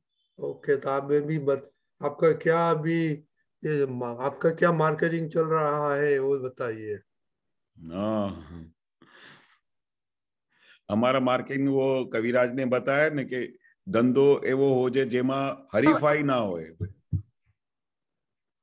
हमारा मार्केटिंग ऐसा है कि जिसमें कोई हरीफाई नहीं है। नहीं, गुजराती चाल से હવે गुजराती चाल से आज जी, गुजराती में चाल, गुजराती चाल से आज चले। हाँ हाँ हाँ, तो मैंने धंधा बच्चों को बोला है ना, उन लोग का 3 धंधा है उसमें मार्केट, तो आपका धंधा में क्या मार्केटिंग आप थोड़ा बताए, बाद में गीता भाई का हाँ हाँ, क्वेश्चन। बस हमारा हमारा मार्केटिंग का धंधा एक ही है कि अभी वो दादा का जो साइंस है, दादा का जो विज्ञान है, दादाजी को समझ है, वो कैसे सब जगह पे पहुंचे, किस तरह से हर एक जनों को दादा की साइंस का पता चले कि दादा क्या थे। एक बार दादा ने बताया कि कभी कभी हम सोच सोच के परेशान हो जाते और इतना विचारते हैं कि भाई दादाजी ये क्या बोलते थे। कि दादाजी बोलते थे कि 5 અબજ ખર્ચો કરે, 5 અબજ ખર્ચો કરે તોય આ જ્ઞાની પુરુષનું મોડું જોવાનું ના મળે, એમનું સત્સંગ ના મળે। फिर बोलते थे कि 5 અબજ अवतार गुजर जाए, इतनी बार जन्म हो जाए तो भी ज्ञानी पुरुष का दर्शन नहीं हुए। तो हमारे हमारे હવે હરીફાઈમાં શું જોવાનું કે ભાઈ આ કેવો ધંધો જે હાથમાં મળ્યો છે કે એમાં તમે જેટલી બી જગ્યા સુધી પહોંચવા માંગો, જેટલી બી તમે માર્કેટિંગ કરો એટલી ઓછી છે. એટલે માર્કેટિંગ કેવી, અમારા મોટા ભાઈ હતા ને કન્યાભાઈ, તો દાદા એમને પૂછતા હતા કે ભાઈ તું ક્યાં ગયો હતો? તો દાદા કે હું દાદા પેલા માર્કેટિંગ કરવા ગયો હતો ત્યાં જગદલપુર, બધા MP UP માં બહુ બધી જંગલ ખાતામાં જાય. તો એમનું એક જ નિયમ હતું કે ગમે ત્યાં જાય, ગમે તે જગ્યા જાય, ગમે તે ઓફિસરને મળે, ગમે ત્યાં દેરાસરમાં જાય તો સીધું પછી કવિરાજનું પદ ગાવાનું શરૂ કરે કે અમે કેવા પુણ્યશાળી. તો એ જયારે પદ ગાય ને તો આજુબાજુ કોઈ બેઠા હોય ને તો તરત જ એની પાસે આવીને પૂછે કે તમે આ કેવું પદ ગાયું છે, આ કોણે લખ્યું છે, આ અમે કેવા પુણ્યશાળી, ભગવાનની ભૂમિકા અમે નિહાળી. એટલે તમે કેવી રીતે આ બધું કહી શકો, તમે ભગવાનને કેવી રીતે નિહાળ્યા છે? હવે ખાલી ફક્ત એ કન્યાભાઈ પદ પૂરું કરતા તો આજુબાજુ તો દેરાસરમાં કેટલા જણા બેઠા હોય, કઈ ભક્તિ કરતા હોય, પણ એ કોઈની સાથે ગભરાતા નહોતા. કારણ કે એને દાદાનું નામ લીધું ને એટલે એવું મને લાગે કે હવે તો બસ હું રાજા થઈ ગયો. એટલે ઘણી વખતે તો બધા એવું વિચારે કે બધા બેઠા છે તો આ બધું આવું પદ ગાય તો કેવું લાગે. કોઈ આવીને પૂછે કે તમે અહીંયા કેવી રીતે પદ ગાઓ છો આવા બધા? તો દાદા ભગવાન કોણ છે? આવી રીતે તો દાદા ભગવાન અહીંયા હોય જ નહીં. તો આવું બધું કઈ ડર નહીં. તો એ પછી જયારે એમની વાત કરે ને એની ફેવરમાં તો ફટ એ એકદમ દાદાની વસ્તુમાં એવા પકડાઈ જાય કે છેટ એને વડોદરા આવવું જ પડે. હવે ક્યાં ગયા MP UP માં અને કઈ જગ્યાએ ગયા હોય અને પછી ત્યાં એવી વાત કરી હોય દાદા સંબંધી અને આ પદો સંબંધી વાત કરી હોય તો એ સીધા ભાઈ ત્યાં મળવા આવે. તો દાદા કહેતા હતા કે આને માર્કેટિંગ કહેવાય. તો અમને બધા આપતા પુત્રોને એવું કહેતા હતા કે માર્કેટિંગ શીખી હોય ને અને માર્કેટિંગ ન હોય તો કન્યાભાઈને ગુરુ બનાવો. કન્યાભાઈને ખબર છે કે માર્કેટિંગ કેવી રીતે કરાય. એટલે આને માર્કેટિંગ કહેવાય કે કયા આપણે MP UP માં હજારો માઇલ દૂર વાત કરી હોય અને એ ભાઈને એવી બધી અંદરથી ખેંચ થઈ જાય કે એને છૂટકો જ નથી કે દાદાને મળવા આવે. પછી એ ઓફિસર જોડે વાત કરે, પછી કોઈ ऑफिसर जोड़े भी बात करता करता हम 5 पुस्तकों मूकी दे कि सर ये आप जरा किताब पढ़ना, बहुत अच्छी चीज है और अभी मैं आपको इसके बारे में कुछ नहीं बोलता हूँ पर आप जरा ये पढ़ के देखना. एक तरफ धंधो पूरो થઈ જાય એને બીજો ધંધો આ દાદાનો. એટલે જ્યાં જાય ત્યાં દાદા સિવાય બીજી કઈ માર્કેટિંગ કરવાની નહીં. એક જ માર્કેટિંગ કે દાદા, અને દાદા જે સુખ મને મળ્યું છે તે આ બધા લોકોને મળે. જેવી રીતે દાદાની ઈચ્છા હતી ને, દાદાનું મિશન હતું ને, તે એ માર્કેટિંગ વાળો માણસ જ કરી શકે. તો પછી ઓફિસર જ્યારે આમ 5 પુસ્તક વાંચે ને તો એ હેરાન થઈ જાય કે આવું બધું પુરુષ કોઈ બની શકે છે. એ પછી દોડતા દોડતા આવે. તો કન્યાભાઈની લાઈફમાં કાયમ આ એક માર્કેટિંગનું. તો એક વખત દાદાએ કહેલું કે માર્કેટિંગ શીખ્યું હોય ને તો કન્યાભાઈ એ કેવી રીતે બધા લોકોને અહીંયા લઈ આવે છે, કેવી વાત કરતા હશે, શું વાત કરતા હશે. એટલે એમની પાસેથી શીખો. તો અમને બધા પછી એમની પાસે શીખવા જતા કે ભાઈ આ દાદા તો માર્કેટિંગ કેવી રીતે, અમે કોઈની જગ્યાએ આવી રીતે વાત જ ના કરી શકીએ. અમે બિઝનેસમાં ગયા હોઈએ કે ગમે ત્યાં દેરાસરમાં તો અમે અમારી રીતે સિમંદર ત્રિમંત્ર બોલી, સિમંદર સ્વામી કરી, પોતાનું કામ પતાવી નીકળી જઈએ. પણ એ તો એવું એ આખી ટ્રીપમાં એ બનતા પ્રયત્ન કરે કે 20-25 જણાને તો લઈને જ આવે. તો દાદાને જયારે બી આવીને કહે કે દાદા આ મારા પેલા એ ભાઈ છે કે જેને હું ત્યાં બિઝનેસ કરવા જઉં છું ને, તો ત્યાં મેં તમારી વાત કરી કે આ કેવો છે, ત્યાં બિઝનેસ બી કરીને આવે છે ને આ ધંધો કરે છે દાદાનો. એટલે 2 in 1 બિઝનેસ બી કરી આવે છે અને આને માર્કેટિંગ કહેવાય. કે માર્કેટિંગ કેવી કહેવાય કે એ માણસ એવો મજબૂર થઈ જાય વસ્તુ લેવા માટે. એટલે એવી એને કેવી ભાષા બોલી હશે, એવું કેવી વાત કરી હશે કે જેથી કરીને એ સીધું માણસ દાદાને શોધીને પકડીને એને છોડે નહીં. અને એક વખત દાદાને મળ્યા તો પછી તો કામ થઈ ગયું. તો કન્યાભાઈનું એક જ કામ કે કેવી રીતે દાદાની વાત કરવાની, પછી દાદાને સોંપી દેતા, પછી દાદા એનું કામ પૂરું કરી નાખતા. એટલે આ માર્કેટિંગ બી બહુ સરસ છે. અને કેટલું આનંદ થાય જ્યારે તમે કોઈની વાત કરો, દાદાની વાત કરો અને દાદા સંબંધી વાત કરો અને એ માણસને અંદર ખાને એવું થઈ જાય કે ઓહો આ કેવા પુરુષ મને મળી ગયા અને અમારા આના મળ્યા પછી તો મારા ઘરમાં શું ચેન્જીસ આવી ગઈ, મારું આખું ઘર બધું સુધરી ગયું, આમ થઈ ગયું. તો એમને કેટલું બધું આનંદ આવે જેની કોઈ હદ નહીં, એનો પાર નથી. જેવી રીતે દાદાને આનંદ થતું હતું કે આ જીવ મોક્ષને એમ સિક્કો વાગે ને તો એના માટે દાદા કેટલી ખટપટ કરતા. કેટલી ખટપટ. કોઈ બી વ્યક્તિ એક વખત દાદાને મળ્યો ને એટલે વાત પૂરી થઈ ગઈ. એને પછી દાદા ઠેઠ સુધી પહોંચાડી જ દે. પછી એની બધી વાતો કરે, એમના વ્યવહાર સંબંધી એમનો નિકાલ લાવી દે, એમના ધંધા સંબંધી નિકાલ લાવી દે, એના ઘરમાં જે કઈ તકલીફ એ નિકાલ લાવી દે, જાત જાતની વિધિઓ કરી નાખે. એટલી બધી વિધિઓ કરે કે એના ઘરમાં બધી સુખ શાંતિ થઈ જાય. એ દાદાનું એક મિશન હતું કે જે વ્યક્તિ મને મળ્યો છે, જે વ્યક્તિ મને ભેગો થયો છે, એનું કેમ કરીને કલ્યાણ થાય, કેમ કરીને મોક્ષ માર્ગ ઉપર ચાલે, કેમ કરીને એ બીજાને સુખ આપે. એ એમનું દાદાનું મિશન હતું. હવે અમને દાદાને જોતા રહેતા હતા કે દાદા એવું કરતા હતા. એના પછી અમારે મનમાં બી એક જ વિચાર રહ્યા કરે કે અમારે જે કોઈ પણ મળે ને એની દાદાની વાત પહોંચવી જોઈએ. કેમ કરીને દાદાની વસ્તુમાં આવી જાય અને જે અમને સુખ મળ્યું છે ને એ એમને મળે. કારણ કે અમને પોતાના પેલા જૂના દિવસો યાદ આવે ને કે જયારે અમને દાદા નહોતા મળ્યા ત્યારે અમને કેવું લાગતું હતું. આમ જીવવાની મજા જ ના આવે. અને પછી દાદા મળ્યા પછી કેટલું બધું સુખ, પાર વગરનું સુખ મળી ગયું. એટલું બધું આનંદ, એટલું બધું અંદર ખાને શાંતિ, એટલું બધું સુખ વર્તાય કે એ અમને જોઈને જ એવું થાય કે આ બીજા બધા લોકોને જે દાદા કહેતા હતા કે કેટલા બધા લોકો બફાઈ રહ્યા છે, માછલા તરફડે એવું તરફડી રહ્યા છે, એટલે કેવી દશા હશે બધા લોકોની. એટલે એ લોકોને જ્યારે દાદાની વસ્તુ પહોંચે, દાદાનું જ્ઞાન પહોંચે, દાદાની સમજણ પહોંચે તો એમનું તો કલ્યાણ થઈ જાય. એટલે આપણે ધંધો એવો કરવાનો કે જેમાં કોઈ હરીફાઈ ના હોય, એવું કવિરાજે લખ્યું છે. અને એ ધંધામાં માર્કેટિંગ એવી ટોપ કરવાની કે દાદા ખુશ થઈ જાય. એટલે અમારે એક જ હવે બે વસ્તુ શીખવાની રહી કે માર્કેટિંગ કરો કે એવી કરો કે દાદાની ત્યાં બધા લોકો પહોંચી જાય. સૌથી પહેલા તો આપણે એવું બની જઈએ, આપણે એવા બની જઈએ કે જેથી કરીને લોકો અમને જોઈને શીખે, અમને જોઈને ઓળખાણ કરે કે આ કયા કારણસર આવી રીતે ચાલે છે, એની અંદર શું છે. તો જયારે એવું એ વિચાર કરે ત્યારે અમે સીધું આંગળી ચીંધીએ, આ દાદાની કૃપા છે, આ દાદાને લીધે છે, આ દાદાને લીધે આવું થયું છે. એટલે પછી એનો ત્યાં જોઈન્ટ થઈ જાય. અને એનો એક વખત જોઈન્ટ થઈ જાય તો દાદા એક વખત એવું બી કહેતા હતા કે તમે એક માણસને પણ તમે મોક્ષના માર્ગે આમ આંગળી દોરીને ચીંધો ને, હા, તો એ તીર્થંકર ગોત્ર બાંધે. એટલે અમે વિચાર કરતા હતા કે તીર્થંકર ગોત્ર એટલે શું? બહુ મોટી વસ્તુ છે.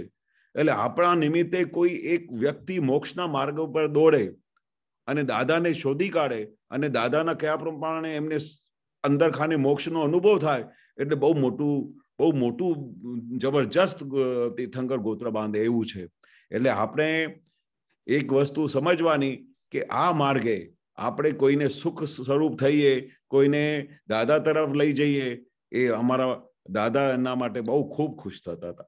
કોઈ એક વ્યક્તિ બી આપણે લઈ આવતા ને કે દાદા અમારો દોસ્તાર છે, એને છે ને મેં વાત કરી દાદાની અને એ દાદા એ બહુ અફરીન થઈ ગયો છે, હવે કે છે કે મને જ્ઞાન અપાવ. તો દાદા તો ખુશ થઈ જતા કે વાહ કેવું છે આ, કે આ આટલી સમજણ તમે આપી શક્યા કે દાદા શું છે એટલે બહુ થઈ ગયું.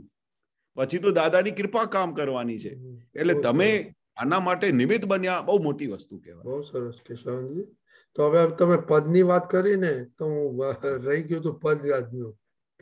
વિધિ દીદી પદ. હા, જય સચ્ચિદાનંદ. જય સચ્ચિદાનંદ. દાદા ભગવાનના અસીમ જય જયકાર હો. દાદા ભગવાનના અસીમ જય જયકાર હો. જીઓ અજન્મા સમય સાર રે, દીઠો અરૂપી જ્ઞાનાકાર રે. પ્રભુ પહોંચાડજો ભવ પાર રે, મારી વિનતડી લેજો સ્વીકાર રે.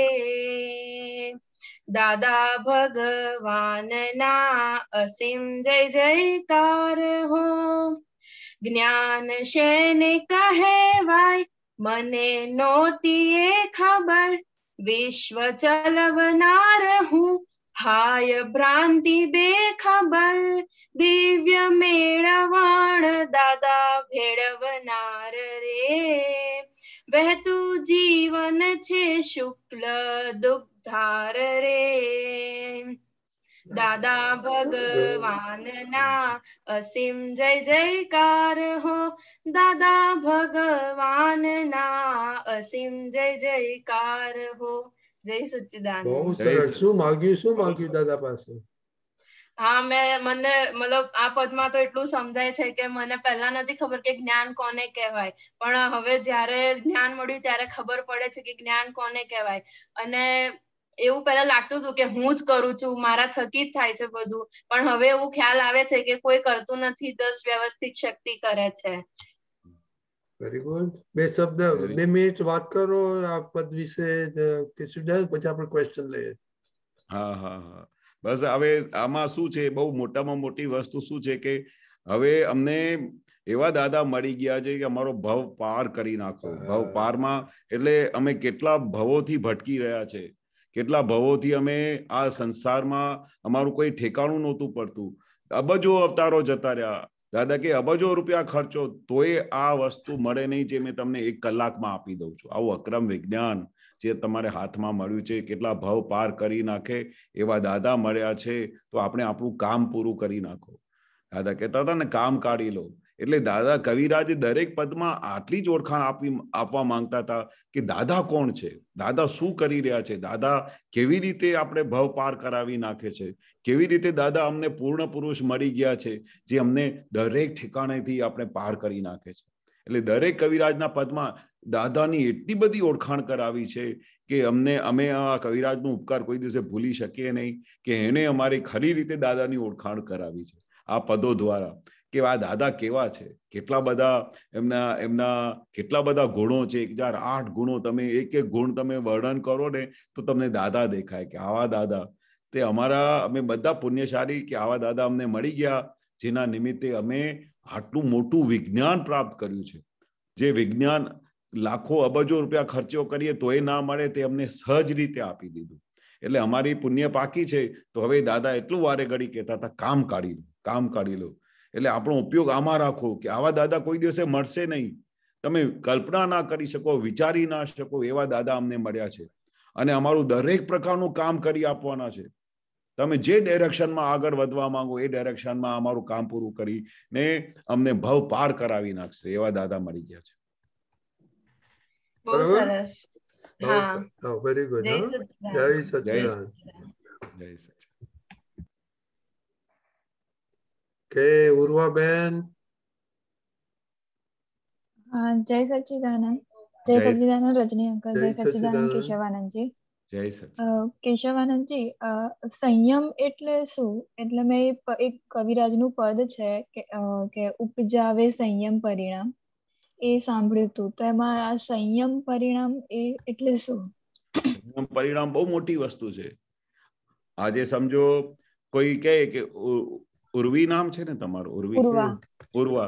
હા, આજે સપોઝ તમે કઈ બી ખોટું કામ ના કર્યું હોય, કઈ બી બહુ સુંદર રીતે તમે ચાલ્યા હો અને અચાનક તમને આવી કે તે જ આવું બધું બગાડ્યું, તે જ ખોટું કર્યું અને તારા લીધે જ આ બધું બગડ્યું, તો ત્યારે તને જ્ઞાન હાજર થાય અને તારે એમનો એક બી દોષ ના દેખાય, તારે એના માટે ખોટું વિચાર પણ ના આવે, ત્યારે આપણું સંયમ ઊભું થયું કહેવાય. બાકી નોર્મલી શું કરે, કોઈ તમને 2 શબ્દ કહે ને તો તમે તરત જ રિબાઉન્સિંગ કરો અને ઉલટા એના સામેવાળાના તમે 10 બીજા દોષ શોધી કાઢો. પણ એ જગ્યા પર તમે એમને નિર્દોષ જુઓ અને તમને તે વખતે જ્ઞાન હાજર થાય કે મારો જ એવો ઉદયકરમ ભારે છે, મેં જ એમને આવું બધું ઊંધું કર્યું હશે, મારા ગયા ભાવમાં કે આ ભાવમાં મેં જ એમને હેરાન કર્યા હશે, એટલે સામેથી એને મને આવું બધું બોલે છે અને એ તો નિર્દોષ છે, એ શુદ્ધાત્મા છે, મારો જ ઉર્મિનો જ દોષ છે. તો તે વખતે આ સંયમ પરિણામ કહેવાય. એટલે આગળ વાક્ય બહુ સરસ છે. હર્ષ અને શોકની વિભાવા વચ્ચે હાજર થયું એ જ્ઞાન. જે જગ્યા પર હર્ષ ઊભું થાય, જે જગ્યા પર તમને દ્વેષ ઊભું થાય અને દ્વેષની જગ્યા પર હર્ષની જગ્યા પર તમારે તે વખતે આખું જ્ઞાન હાજર થાય એવું ઉપજાવે સંયમ પરિણામ. આ જ્ઞાન મળ્યા પછી જ પોસિબલ છે. આ સમજ મળ્યા પછી, દાદાનું વિજ્ઞાન મળ્યા પછી જ પોસિબલ છે. બાકી આ સંયમ પરિણામ તો તમે વાત જ ના કરો. આ સંયમ પરિણામ એટલે બહુ મોટી વસ્તુ કહેવાય. અને એ જો એક ઊભી થઈ જાય તો તમે નહીં દાદા કે ભાઈ આપણે 360 ડિગ્રીએ કેવળ જ્ઞાન થાય તો તમે આજે 210 ડિગ્રીએ હો, આ સંયમ પરિણામ ઊભું થાય તો સીધું 20-30 ડિગ્રી આગળ જતા રહો. કારણ કે 360 ડિગ્રી સુધી પહોંચવા માટે કેટલી બધી પ્રોસેસમાંથી પસાર થવું પડે, નિર્દોષ જોવું પડે, આ બધું સંયમ પરિણામ ઊભું થાય, તમારે આખું જગત નિર્દોષ દેખાય, એવી રીતે તમારી ડિગ્રી આગળ વધતી જાય અને એવી રીતે તમારી પ્રોગ્રેસ થાય. આ સંયમ પરિણામ ઊભું થાય એટલે બહુ મોટી વસ્તુ કહેવાય. અને બાકી તમને એવું જ લાગે કે નોર્મલી કોઈ વાત કરે તમારી સાથે અને એક શબ્દ બી બોલે ને તે વખતે તમે રિબાઉન્સિંગ નહીં કરો તો તમારા માટે એમને કેટલો એવો ભાવ થાય અને એવું થઈ જાય કે એની પાસે એવું કેવું જ્ઞાન છે, એવી કેવી સમજ છે કે હું આટલું બધું ઊંધું બોલી રહ્યો છું તો એ કશું એમનું રિએક્શન નથી આવતું. તો એ તમે એવી રીતે કહો કે મારી ભૂલ થઈ છે તો તમે મને માફ કરી દો. તમારી જો ભૂલ ના બી થઈ હોય અને તમે એમને સામે વાત કરો અને આવી રીતે બિહેવ કરો તો એ સંયમ ઊભું થાય. આ રિબાઉન્સિંગ જે કીધું એ બહારથી તો અમુક વાર ના થાય પણ અંદરથી થતું હોય, મનથી થતું હોય બધું, તો એ પણ ના જ કહેવાય ને? બરોબર, એ ના જ કહેવાય. ભાઈ બહારથી થતું હોય ને તો એ વસ્તુ ચાલે, પણ અંદરથી થાય ને તો એ અંદરના ભૂતો તો પછી મારી કાઢે. બહારથી રિબાઉન્સિંગ તો ચાલો એને ફટ કરીને ધોઈ કાઢીએ, પેલું વાત કરીને કે ભૂલ થઈ ગઈ, આમ થઈ ગઈ, પણ અંદર ખાને જે પેલું એ રિબાઉન્સિંગ થયા કરે ને તો અંદર એનું બીજ પડતું જાય ને તો બધું ધીરે ધીરે દ્વેષ તરફ લઈ જાય, એના પર નફરત તરફ લઈ જાય અને એ બધું અંદર ખાને તો બધું બગાડી કાઢે. એટલે અંદર ખાને પેલું અંદરની ચોટ તો બહુ ભારે હોય, એ રૂઝાવતા જ ટાઈમ બહુ ભારે લાગી જાય. એટલે અંદર ખાને તો એક બી વસ્તુ ઊભી ના થવી જોઈએ. આમ ઊભી થતા પહેલા જ એના ફણગા ફૂટે ને એ પહેલા જ એને કાપી નાખવાના, નહીં તો એ અંદર એવો બીજ ઉભો થઈ જાય ને કે એના માટે એટલી બધી ગાંઠ મોટી થતી જાય એટલે તમને ખબર ના પડે. એટલે અંદર ખાને જે થાય છે ને તે દરેક વસ્તુનું આપણે પ્રતિક્રમણ કરવું પડે. એ કેવી રીતે કાપી નાખવાનું ઉર્વા? કેવી રીતે કાપી નાખવાનું? ખબર ના પડી. કેશવાનંદજી કહ્યું કે અંદર જે ચાહે એ કાપી કાઢવાનું. કેવી રીતે કાપી? પૂછને કેવી રીતે કાપી કાઢવાનું? હા, એ કેવી રીતના કાપવાનું? સમજણથી કાપવાનું કે પછી? સમજણથી. એમને જે ઊભું થાય ને તો કે ઉર્વી તું આ શું વાત કરી રહી છે? તો આના માટે આવું બધી વિચાર કરવાનું હોય? આ તો તારા માટે કેટલા ઉપકારી છે અને આને તારા પર ગુસ્સે થઈ તારા ઉપર તો તને તેવું કેવી રીતે જ્ઞાન તમારું હાજર થઈ ગયું? અને પ્રતિકૂળ સંયોગો આવ્યા તો હવે અનુકૂળ સંયોગોમાં તો કેટલી મજા આવે છે તને, અને પ્રતિકૂળ સંયોગ આવ્યા તારે ઊંધું કઈ સંયોગ આવી ગયો તો તે વખતે તારું જ્ઞાન જતું રહ્યું. હા, તે બહુ ખોટું કર્યું. એટલે તારે તરત જ એના પ્રતિક્રમણ કરવાના. તારે એમની સાથે બિલકુલ માફી જઈને માંગી આવ, ગમે તે રીતે કર, પણ આ વસ્તુ ખોટી છે. આવી રીતે એમને ઉઠતાની સાથે જ એને કાપી કાઢવાનું. હા કે ને બે ફણગા ફૂટ્યા હોય તો એને તરત જ કાપી કાઢો, નહીં તો એક દિવસ ઝાડ થઈ જાય. પણ એટલી જાગૃતિ એટ અ ટાઈમ એવી ના હોય કે તરત ના તરત એને કટ કરી નખાય. હા, એવે ધીરે ધીરે તમે એક વખત જાગૃતિ હાજર કરશો, એક વખત તમે ઉપયોગ રાખશો તો એ જાગૃતિ ધીરે ધીરે વધતી જશે. પણ એના પર ઉપયોગ જ ના રાખશો તો આગળ વધશે નહીં. સૌથી પહેલા તો નથી થતું એ ડિક્શનરીમાંથી શબ્દ જ કાઢી નાખવાનું. આ વિજ્ઞાન, આ દાદાની સમજ અને આ દાદાની ઓળખાણ જે થઈ છે તેમાં નો ટાઈપનો કોઈ ડિક્શનરીમાં શબ્દ જ નથી. કારણ કે દાદા તમારી માથે બેઠા છે, આખા બ્રહ્માંડના સ્વામી તમારી જોડે બેઠા હોય તો નો વસ્તુ જેવી વસ્તુ જ ના આવે. નથી થતું. અને આમ ઢીલું ખાતું તો આમાં છે જ નહીં. આ શાસ્ત્રમાં, દાદાઈ શાસ્ત્રમાં ખ્યાલ આવ્યો? એટલે જે વસ્તુ ઊભી થાય એટલે તરત જ આપણે ત્યારે તો આપણું ખરું પુરુષાર્થ ઊભું થયું કહેવાય ને. એ જગ્યાએ તો પુરુષાર્થ ઊભું કરવાનું છે ને. બીજું શું? તમારે જે વસ્તુ અંદરની પરિણતિ શું થાય છે, અંદર શું ચાલે છે એને તમે જુઓ અને એને પકડીને એને બહાર કાઢી નાખો. આ ભૂતાને અને આ બધા જે જાતના ભૂતા બેઠા છે એને તમે બહાર કાઢી નાખ્યો અને એક વખત તમે વિનિંગ સ્ટેજમાં આવી ગયા પછી તમને કોઈ હરાવી ના શકે. પછી તમને સહજ થયા કરશે. આ વસ્તુ ઊભી થઈ નથી અને તરત જ તમે એને ફણગાને કાપી શકશો. કઈ બી વસ્તુ ઊભી થઈ નથી એટલે તરત જ એનું સમાધાન થઈ જશે. એવું આ વિજ્ઞાન છે, એવી આ સમજ છે. નો જેવી તો કોઈ વસ્તુ જ નથી આમાં.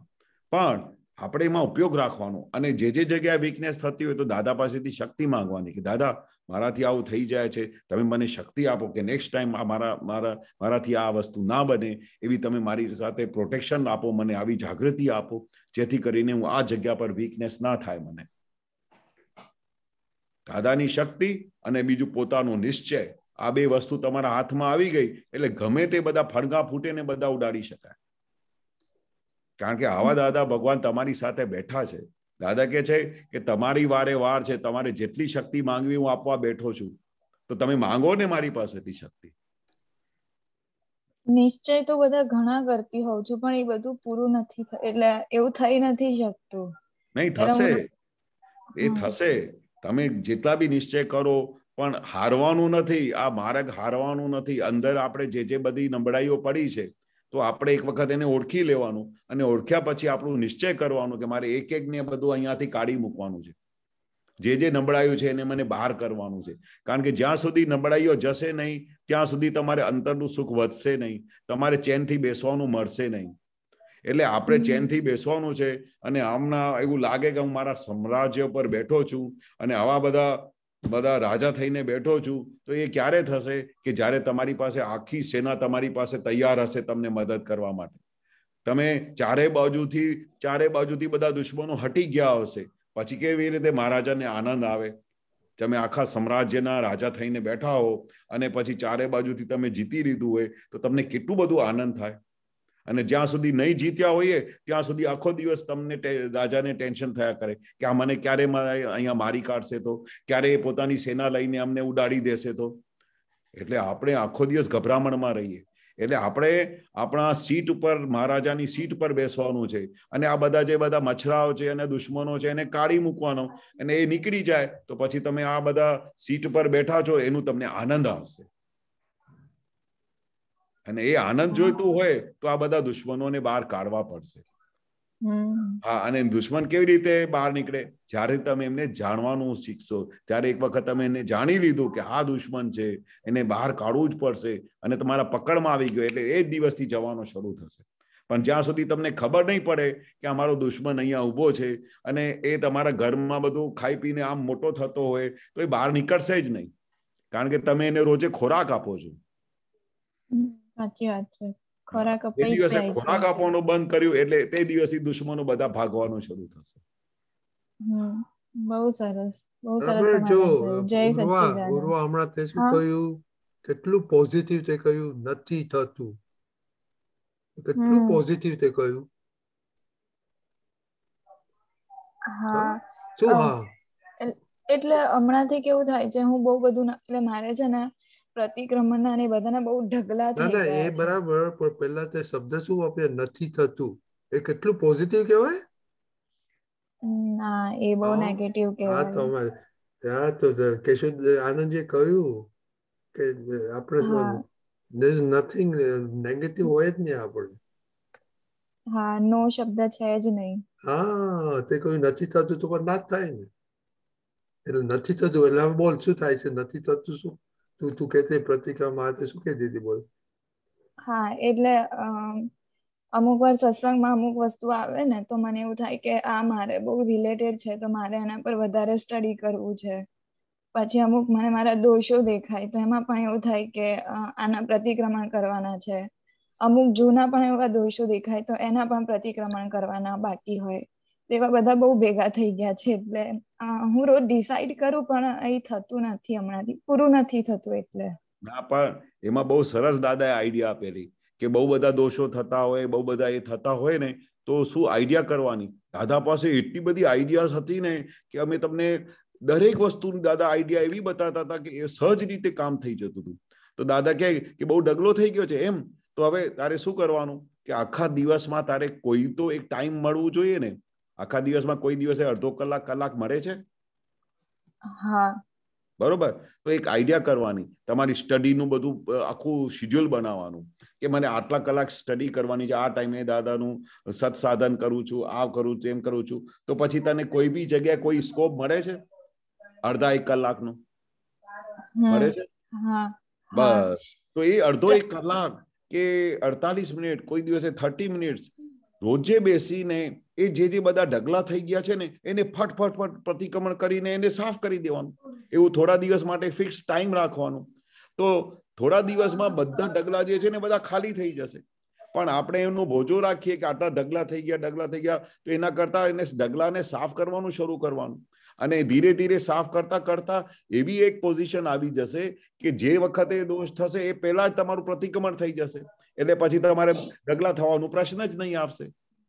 પણ સ્ટાર્ટિંગમાં દાદા ભગવાનને, અમને બધા આપતાપુત્રોને, ઘણા બધા મહાત્માઓને દોધ-બંધ દોષો થતા હતા અને દોધ-બંધ ઢગલે-બંધ પ્રતિક્રમણ કરવા પડતા હતા. કેટલા જણા તો એવું બી કહેતા હતા કે દાદા પ્રતિક્રમણ કરીને અમે થાકી જઈએ છીએ, એટલા બધા દોષ થાય છે.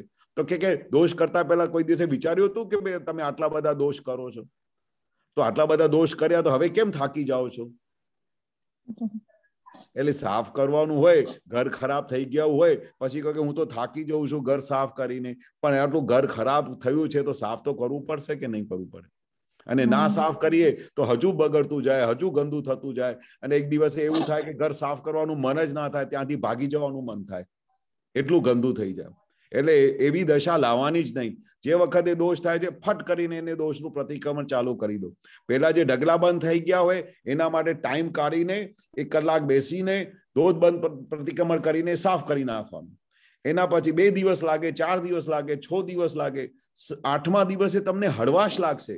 તમને એવું લાગશે કે અરે હવે તો બહુ એકદમ શાંતિ થઈ ગઈ, હવે કશું બધું અંદર ખાને બહુ ઠંડક થઈ ગઈ, અને હવે તો કશું મને યાદ બી નથી આવતું કે મારાથી આવા દોષ થયા હતા. તો સમજી લેવાનું, ઓ મારા પ્રતિક્રમણ બધા પૂરા થઈ ગયા. જે દિવસે તમારી સ્મૃતિમાંથી એ દોષો બધા ગાયબ થઈ જાય, તમને એક બી દોષ હવે યાદ ના આવે કે તમારાથી આ દોષ થયા, તો તમારા ખરા પ્રતિક્રમણ થઈ ગયા, ખરું પશ્ચાતાપ થઈ ગયું, અને ફરી આલોચના પ્રતિક્રમણ પ્રત્યાખ્યાન બી થઈ ગયું કે હવે મારાથી આવા દોષ ના થાય. પણ જ્ઞાની પુરુષને પણ આટલી વખત કહેતા હતા કે અમને લાખો પ્રતિક્રમણ કરવા પડ્યા, કારણ કે જેને મોક્ષગામી જીવ હોય અને જેને એ દશા પર પહોંચવાનું હોય, કેવળ જ્ઞાન તરફ પહોંચવાનું હોય, તો એની પાસે તો કોઈ છૂટકો જ નથી આ પ્રતિક્રમણ સિવાય. બરાબર છે. હા, એટલે આપણે એ સાફ કરીને જેટલું બધા પ્રતિક્રમણ થશે એટલું તમારું આનંદ વધતું જશે, એટલી તમારી ખુમારી વધશે, એટલું તમારે પાર વગરનું આનંદ વધશે. અને અમારું તો મેઇન ધ્યેય છે કે આ દાદાનું જ્ઞાન મળ્યા પછી આનંદના ફુવારા નીકળવા જોઈએ. કેટલું બધું આનંદ આવવું જોઈએ કે ઓ દાદા શું જ્ઞાન આપ્યું છે કે મારાથી દોષ થાય છે તો તરત જ એનું નિવારણ થઈ જાય છે, એના પ્રતિક્રમણ થઈ જાય છે. સામેવાળો માણસ મને નિર્દોષ દેખાય છે. આવી મોટી દશા પ્રગટ થવી કઈ જેવી તેવી વાત છે? આ તો દાદાની બહુ કૃપા થઈ છે કે તમને પકડાય છે કે મારાથી દોષ થયા છે. દાદા કે પોતાને ખબર જ નથી પડતી કે મારા આવા દોષ થઈ રહ્યા છે. જેને ખબર પડી એટલે તમે સમજો કે તમારા પર દાદાની કેવી કૃપા થઈ છે. બરોબર? જય સચ્ચિદાનંદ. એક બીજો પણ છે, નાનકડું છે, પૂછી લો. એકદમ નાનું છે. એટલે આપણે જે એવા લોકો હોય કે જેમણે જ્ઞાન ના લીધું હોય, નોન મહાત્મા હોય, કે જેમણે દાદાને ઓળખતા પણ નથી, હવે એ લોકો પ્રતિક્રમણ કરે તો શું એમને લાભદાયી નીવડે? હા, જો એને તમારા જેવો લાભ ના થાય પણ એટલું તો લાભ થાય ને કે ભાઈ મેં સામેથી પ્રતિક્રમણ કરતા હોય કે ભાઈ મને માફ કરી દેજો, તો એ બહુ મોટી વસ્તુ કહેવાય. માફ કરી દેજો તો કોઈ બોલતું જ નથી આ દુનિયામાં, બીજાને જ દોષિત દેખાય છે. ભલે જ્ઞાન મહાત્મા હોય અને જ્ઞાન ના લીધું હોય તોય અમે એમની વાત કરીએ ને કે ભાઈ તમારે બી છે ને કઈ દોષ થાય ને તો આવી રીતે માફી માંગી લો ને તો અંદર બેઠેલા ભગવાન માફ કરી દો. તો કે એમ? તો પછી એ ચાલુ થઈ જાય, અને એ ચાલુ થઈ જાય તો સામેવાળા અંદર બેઠેલા ભગવાનને માફી માંગે તો એટલે ભગવાનને ઓળખવાનું શરૂ કર્યું, એટલે ભગવાનને ઓળખવાનું શરૂ કર્યું એટલે ધીરે ધીરે આ માર્ગે ચાલવાનું શરૂ કર્યું, એટલે એનું કામ થઈ જાય. એટલે ઘણા બધા નાન મહાત્માઓને પણ અમે આ બધી વાત કરીએ ને તો પછી એ ડાયરેક્શનમાં ચાલે ને પછી ધીરે ધીરે આ માર્ગ પર આવી જ જાય. જેવી રીતે વાત કરી ને કે દાદાની માર્કેટિંગ એવી થઈ જાય ને કે ભાઈ તમે નોન મહાત્મા હોય ને અને તમે દાદાની વાત કરો ને તો હર 2 મિનિટમાં સમજી જાય એવું દાદાનું ઐશ્વર્ય છે, એવું દાદાના એક એક વાક્યનું વચન બળ છે. અમે કશું બોલતા નથી, અને અમે હજી બધી વાત કરી કે તો જેવી રીતે દાદા બોલતા ને ટેપ રેકોર્ડર બોલે છે એવી રીતે આ ટેપ વાગે છે, પણ એકચ્યુઅલી એ કામ કરી રહી છે, દાદાનું વચન બળ કામ કરી રહ્યું છે. જે બધા લોકોને સમજાય છે, બધા લોકોને આ વસ્તુ પકડાઈ જાય છે, બધાને દાદા માટેનો અહોભાવ ઉભો થઈ જાય છે. એ બધું શું છે? એ બધું દાદાનું ઐશ્વર્ય કામ કરે છે, દાદાનું વચન બળ કામ કરી રહ્યું છે. એટલે તમે દાદાની કોઈ બી વાત પ્રતિક્રમણ બી સમજાવો ને કોઈને નાન મહાત્માને, તો બી એનું કામ થઈ જાય. ખાલી એને રીત સમજાવવી પડે કે આવી રીતે પ્રતિક્રમણ કરજો. સામેવાળા ભગવાન પાસેથી માફી માંગવાની. બહારના જે પેલો પુઠ્ઠીઓ છે, બહારનું જે પેલું દેખાય છે પૂતગલ, એનાથી માફી નથી માંગવાની, એના અંદર બેઠેલા ભગવાનથી માફી માંગવાની છે.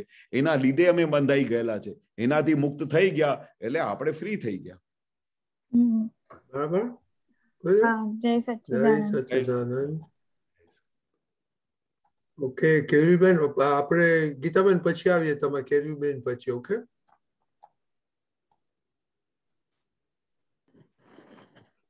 જય સચ્ચિદાનંદ. જય સચ્ચિદાનંદ. કેશવાનંદજી જય સચ્ચિદાનંદ. જય સચ્ચિદાનંદ. રજની દાદા જય સચ્ચિદાનંદ. કેરીબેન, આપણે નિધિ ધ્યાસન દાદાનું કરીએ ને રાત્રે સે સુતી વખતે, તો એ વખતે દાદાના કે બધા આપતપુત્રોના સત્સંગ ને એ જે બધું યાદ આવે છે. તો એ જયારે યાદ આવે ને ત્યારે એનો કોઈ બીજો જ અર્થ સમજાય છે એમ. પણ સવારે નિધિ ધ્યાસનનું એક એવું મને એવું હતું કે સવારે આપણે ઉઠીએ ને ત્યારે બી એ નિધિ ધ્યાસન રહેવું જોઈએ. તો એ વખતે બીજા કોઈ વિચારો અંદર જે આયા હોય અને પછી સવારે ઉઠીને આપણે પ્રાતઃવિધિ હું કરું તો એ કન્ટિન્યુઇટીમાં ગણાય અને એ નિધિ ધ્યાસનનું ફળ છે કે વિચારોનું ફળ છે કે એમાં કઈ ચેન્જીસ કરવાની જરૂર છે? હા, નિધિ ધ્યાસન એક એવી વસ્તુ છે ને કે તમે આમ દાદા બે સ્ટેજમાં બધી નિધિ ધ્યાસનની વાત કરેલી છે. એક તો નિધિ ધ્યાસન જયારે તમે આમ આંખ બંધ કરો ને, આમ બેઠા હો, સામાયિક કરતા હો કે ગમે તે દિશામાં બેઠા હો અને આંખ બંધ કરો ને તો દાદાનું તમને આખું મુખારવન દેખાય. દાદા કેવા હસતા હતા, દાદાની ટોપી દેખાય, દાદાનું આખું મુખારવન દેખાય. તો એ જે નિધિ ધ્યાસન તમે જુઓ ને તો તમે દાદા કહે કે જેનું તમે નિધિ ધ્યાસન કરો ને તે સ્વરૂપ થઈ જાઓ. એટલે કેટલી મોટી તમે હુબહુ દાદા જેવા થઈ જાઓ. હા, એ નિધિ ધ્યાસનનું ફળ કેવું છે કે તમને દાદા હાલતા દેખાય, દાદા વાત કરતા દેખાય. અમે દાદાને જોયેલા તો અમે ખાલી આમ આંખ બંધ કરીએ ને તો દાદાની બધા પેલા જે એમના એક ભાવ દેખાય. દાદા કેવા હસતા હતા, દાદા કેવી રીતે વાત કરતા હતા, દાદા કેવી રીતે જય સચ્ચિદાનંદ કરતા હતા. તો અમે જેટલું નિધિ ધ્યાસન કરીએ ને એટલું અમારું આનંદ વધતું જાય, એટલું અમને દાદા હાજર દેખાય, એટલું દાદા અમારી જોડે દાદાનું એટલું બધું આનંદ વર્તાય કે વર્ણન ના થાય. એટલે નિધિ ધ્યાસનનું બહુ મોટું ફળ છે. એટલે દાદા કહેતા હતા કે વારે ઘડીએ રાત્રે સૂતી વખતે બી દાદાનું આમ ઈશારો કરતા હતા. દાદાનું આમ મુખારવિંદ દેખાય ને એટલે આખી રાત અમૃત તપ્યા કરે. એ જયારે દાદા જ્ઞાન આપતા હતા ને તો છેલ્લી 5 આજ્ઞામાં આ શુદ્ધાત્માના ચોપડામાં એ નિધિ ધ્યાસનની વાત કરતા હતા. એટલે એ 5 આજ્ઞા તમે પાડો ને, 5મી આજ્ઞા દાદાનું નિધિ ધ્યાસન શુદ્ધાત્માના ચોપડામાં, એટલે જેટલી વાર બી તમારે નિધિ ધ્યાસન રહે ને તો એ તમારા શુદ્ધાત્માના ચોપડામાં ક્રેડિટ ચાલતી રહે. અને એનું ફળ આવે છે મોક્ષ. અને બીજું નિધિ ધ્યાસન કેવું કે જે દાદા જે અંદર બેઠેલા છે, દાદા જે કહેતા હતા કે એ પછી એનાથી આગળનું સૂક્ષ્મ દાદા જે તમે દાદાને દાદા જે કહેતા હતા કે જે અમારી અંદર પ્રગટ થયા છે તે દાદા ભગવાન છે, જેને અમે હું વંદન કરીએ છીએ, એને અમે હું ભજીએ છીએ, એ દાદા ભગવાનનું નિધિ ધ્યાસન એ આગળની સ્ટેજ છે. એ તમને સહજ રીતે આવશે. એ ધીરે ધીરે આ નિધિ ધ્યાસન પછી સેકન્ડ સ્ટેજમાં આવશે. જે દાદા કહે છે ને કે દાદાનું નિધિ ધ્યાસન કરો તો તે સ્વરૂપ થઈ જાઓ, એટલે પછી એ સેકન્ડ સ્ટેજમાં આવશે. એનું તો સીધું બહુ આગળ કેવળ જ્ઞાન તરફ લઈ જાય તમને. એ સૂક્ષ્મ દાદાનું જયારે તમારે નિધિ ધ્યાસન થશે એટલે આગળની સ્ટેજ છે. પણ આપણે અહીંયાથી શરૂઆત કરવાની કે દાદા દેખાવા જોઈએ, કે દાદા કેવા, જે દાદા કહે છે કે અમે હું એમને નમસ્કાર કરીએ છીએ, કેવા દાદા હશે, જે 14 લોકના નાથ છે, આખા બ્રહ્માંડના સ્વામી છે, જેને અમે હું ભજીએ છીએ. અમને એવો આનંદ થાય કે અમારે અહીં આવા દાદા પ્રગટ થાય. એનું નિધિ ધ્યાસન. અને બીજું એક પૂછવું હતું, મન આજનું એક સૂત્રમાં છે કે મન સ્થિર થાય ને એ આરામ. મન સ્થિર થાય આજે જ આવેલું છે, મન સ્થિર થાય ને એ આરામ. એમ એ આરામ. એ જ આરામ. હા, બરોબર, હા બહુ મોટો એટલે આરામ. હા તો જે આપણે બે વિચારોની વચ્ચે બ્રેક નો ટાઈમ જે રહ્યો હોય ને, અથવા વિચાર આવ્યો પણ પછી આપણે એને રિસ્પોન્સ નથી કરતા, તો પછી નો ટાઈમ જે શાંતિનો જાય છે, તો એ આરામનો ટાઈમ છે કે એટલે એને કેવી રીતે આમ આપણે ઉપયોગમાં વ્યવહારમાં લેવું હોય તો કેવી રીતે લઈ શકીએ, એવું કોઈ દાદાનું ઉદાહરણ કે તમારું ઉદાહરણ? હવે આ મન જે સ્થિર છે ને, કે મન સ્થિર ક્યારે થાય? જ્યારે તમારે એક વસ્તુ તો મનની ઓળખાણ પડે કે આ મન શું છે, કેવી રીતે આ મનની કોઠીઓ ફાટે છે, કેવી રીતે ગયા ભાવનું મન જે પેલું ચાર્જ થયેલું છે તે હમણાં ફૂટે છે. તો હવે જો મનના ચકડોલે ચડે, એવું દાદા કહેતા હતા, જો એક વખત મનના ચકડોળે ચલ્યો પછી તો એની ગાડી થોભે જ નહીં, દોડતી જ જાય. એટલે પછી એને ક્યાંથી આરામ મળે? અને એક વખત જો મન સ્થિર થઈ ગયું, હવે મન સ્થિર ક્યારે થાય કે ભાઈ દાદામાં મન સ્થિર થઈ શકે, બાકી બીજી દુનિયાની કોઈ એવી વસ્તુ નથી કે જ્યાં મન સ્થિર થાય. ગમે તમે ઇમેજિન કરો ને કે મન સ્થિર થવાનું આ વર્લ્ડમાં કોઈ એવી જગ્યા જ નથી. કારણ કે તમે પિક્ચર જોવા જાઓ કે મોલમાં જાઓ કે ગમે છોકરાઓ સાથે રહો, હસબન્ડ સાથે રહો, દુનિયાની દરેક વસ્તુમાં ફરી આવો, ત્યાં મન સ્થિર નહીં થાય. પણ દાદામાં મન સ્થિર થયું કે દાદાને મળ્યા ને ત્યારે એકદમ મન શાંત થઈ ગયું, કઈ વિચાર જ ના આવે, બસ એમની જ ભજના થયા કરે, એમની જ આરાધન થયા કરે, એના જ અહો ભાવમાં રહ્યા કરીએ. એટલે એ જગ્યાએ જયારે મન સ્થિર થાય છે ત્યારે તમને કેવી નિરાંત મળે, ઓ જાણે આરામ મળી ગયો. એટલે જયારે આપણે દોડવાનું બંધ કરીએ, જયારે દોડીને થાકી જઈએ, તો પછી આરામ કરવાનું મન થાય છે કે નથી થતું? પણ આ મન છે ને સાલું આરામ કરવા દેતું જ નથી. એક જગ્યાથી બીજી જગ્યા, બીજી જગ્યાથી ત્રીજી જગ્યા, એટલો દોડાવીને બધું હાફી કાઢે આ મને. એટલે આ દાદાનામાં એક જગ્યા એવી છે કે જ્યાં મન સ્થિર થાય, અને મન સ્થિર થઈ ગયો તે આપણી આરામની જગ્યા મળી ગઈ. હવે આરામ, હવે શાંતિથી દાદાને ભજ્યા કરો ને, કોઈ પણ જગ્યા મન બૂમાબૂમ કરશે નહીં, કોઈ જગ્યા મન જશે નહીં, અને આખો દિવસ આત્મા સિવાય બીજું કઈ વિચાર જ નહીં. એટલે એવી દશા પર દાદાએ બેસાડી દીધા છે. પણ એ દશામાં એક વખત આવી જ ગયા ને, તો પછી તો તમારે બધી તમને એવી નિરાંત થઈ જાય ને, અને પછી તમારે પછી શું છે, બહાર નીકળવાનું મન જ ના થાય. એવી જગ્યા પર તમારે કેન્દ્રિત થઈ ગયા તમે દાદાની વસ્તુમાં, દાદાને ત્યાં મન ચોંટી ગયું, તો પછી તમારે બીજે ક્યાં જવાનું વિચાર જ ના આવે. કોઈ બી જગ્યા, દરેક ઠેકાણે છે ને તમને એવું લાગે કે આ વસ્તુ જાણવા જેવી જ નથી.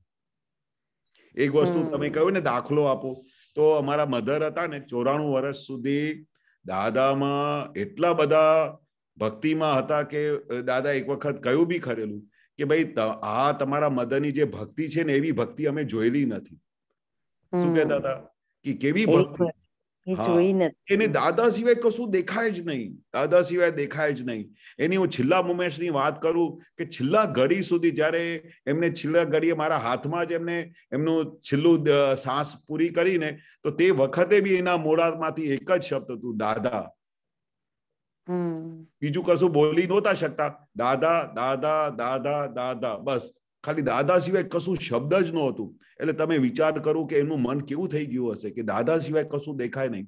અને છેલ્લા ટાઈમમાં અમે રોજે ભાઈઓ જયારે મધરની પાસે બધી વાત કરવા કે બધું સત્સંગ કરવા જતા, પછી પદ ચાલુ કરતા, તો પદ ચાલુ કરતા પહેલા અમે 8 ભાઈઓ, તો 8 બધા ભાઈઓ બારની નજદીક બેઠા હોઈએ સાંજે, તો કઈ બી એવી તેવી વાત કરીએ ને કે ધંધાની, કે પેલા કોઈ વાત કરે કે આજે આમ થયું ઘરમાં, તો બા એક દિવસે કહી દીધું કે તમે જ્યારે બી અહીંયા આવો ને તો આ બધા દુનિયાની વાતો નહીં કરવાની. હવે શું કહ્યું? હવે મધરના 8 છોકરા બેઠા હોય, બધી વાત કરતા હોય, તો માને કેવું લાગે કે ચાલો સરસ વાતો કરે છે ને, આમ છે ને તેમ છે ને. પણ એમને સંસારની વાતોમાં કે દુનિયાની વાતોમાં એટલું બધું એ પતી ગયું હતું કે એના મનમાં દાદા સિવાય બીજું કઈ વિચાર જ ના આવે. એટલે તરત જ કે બધું બંધ કરો અને દાદાનું પદ ચાલુ કરો. એટલે અમે થોડી વાર માટે કઈ વ્યવહારિક રીતે વાતો કરીએ કે ના કરીએ, પણ એ રૂમમાં એટલે અમે જોયેલું કે બાનું મન કેવું થઈ ગયેલું કે દાદા સિવાય એને કશું ફાવતું નથી, દાદા સિવાય કશું ગમતું નથી, દાદા સિવાય કોઈ વાત જ નથી. એટલે કેટલું બધું કેન્દ્રિત થઈ ગયું હતું દાદામાં. એટલે કેટલું બધું શાંત નિરાંત. એટલે એ એવું છે મન. એક જગ્યાએ એક વખત કેન્દ્રિત થઈ જાય ને પછી સંસારની કોઈ વસ્તુ પણ ગમે નહીં, કોઈ વસ્તુ પર એમને ખેંચ ના થાય, કોઈ વસ્તુ માટે વિચાર ના આવે, કઈ દોડવાનો વિચાર ના આવે, આમ કરી આવું તેમ કરી આવું, કશું જ નહીં. દાદા સિવાય કશી વાત જ નહીં.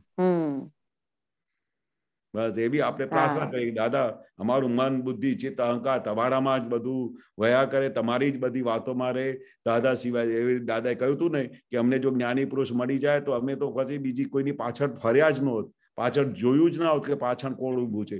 એવું બધું થઈ જવું જોઈએ, એવું બધી દાદાને ઉપર સમર્પણ હોવું જોઈએ, એવી દાદા માટે એવું બધું દાદાનું આરાધન હોવું જોઈએ, એવું દાદા માટે અહોભાવ હોવું જોઈએ કે દાદા સિવાય કશું જોઈતું નથી.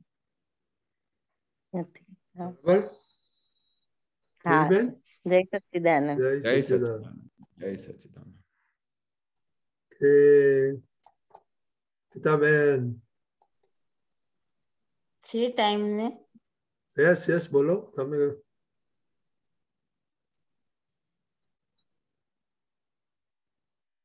બોલો પિતાબેન.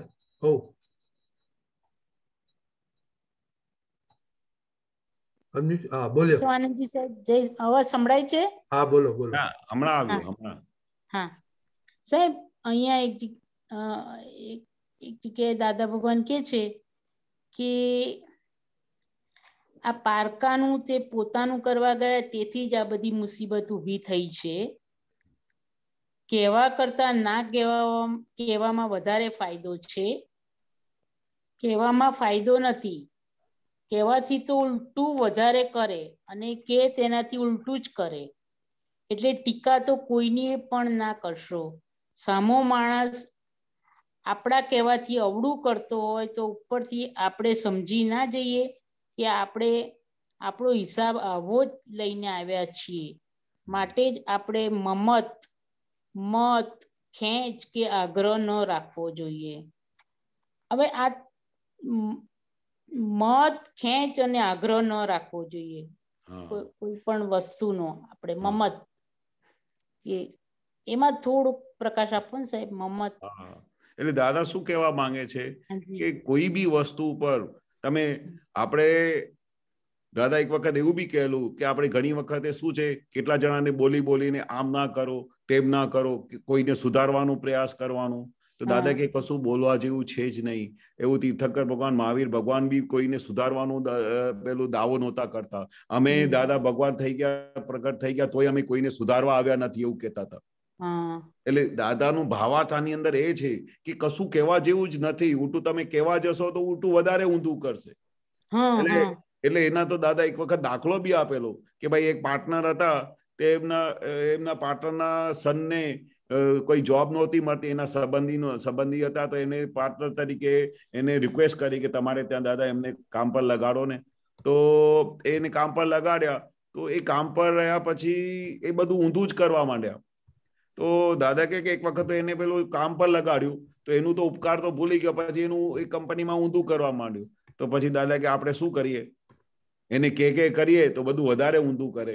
તો પછી દાદા એમની જોડે કેવી રીતે વાત કરી કે ભાઈ અમે તમારા ગયા ભાવમાં શું કઈ ગુનો કર્યું છે, અમે કઈ ખોટું કર્યું છે, તમને જોબ પર મૂક્યું છે, તો તમે જરા એવું તો સારી રીતે તો કામ કરો ને, આવી બધી ગોટાળા તો ના કરો ને, આવી બધી આડાઈ તો ના કરો ને.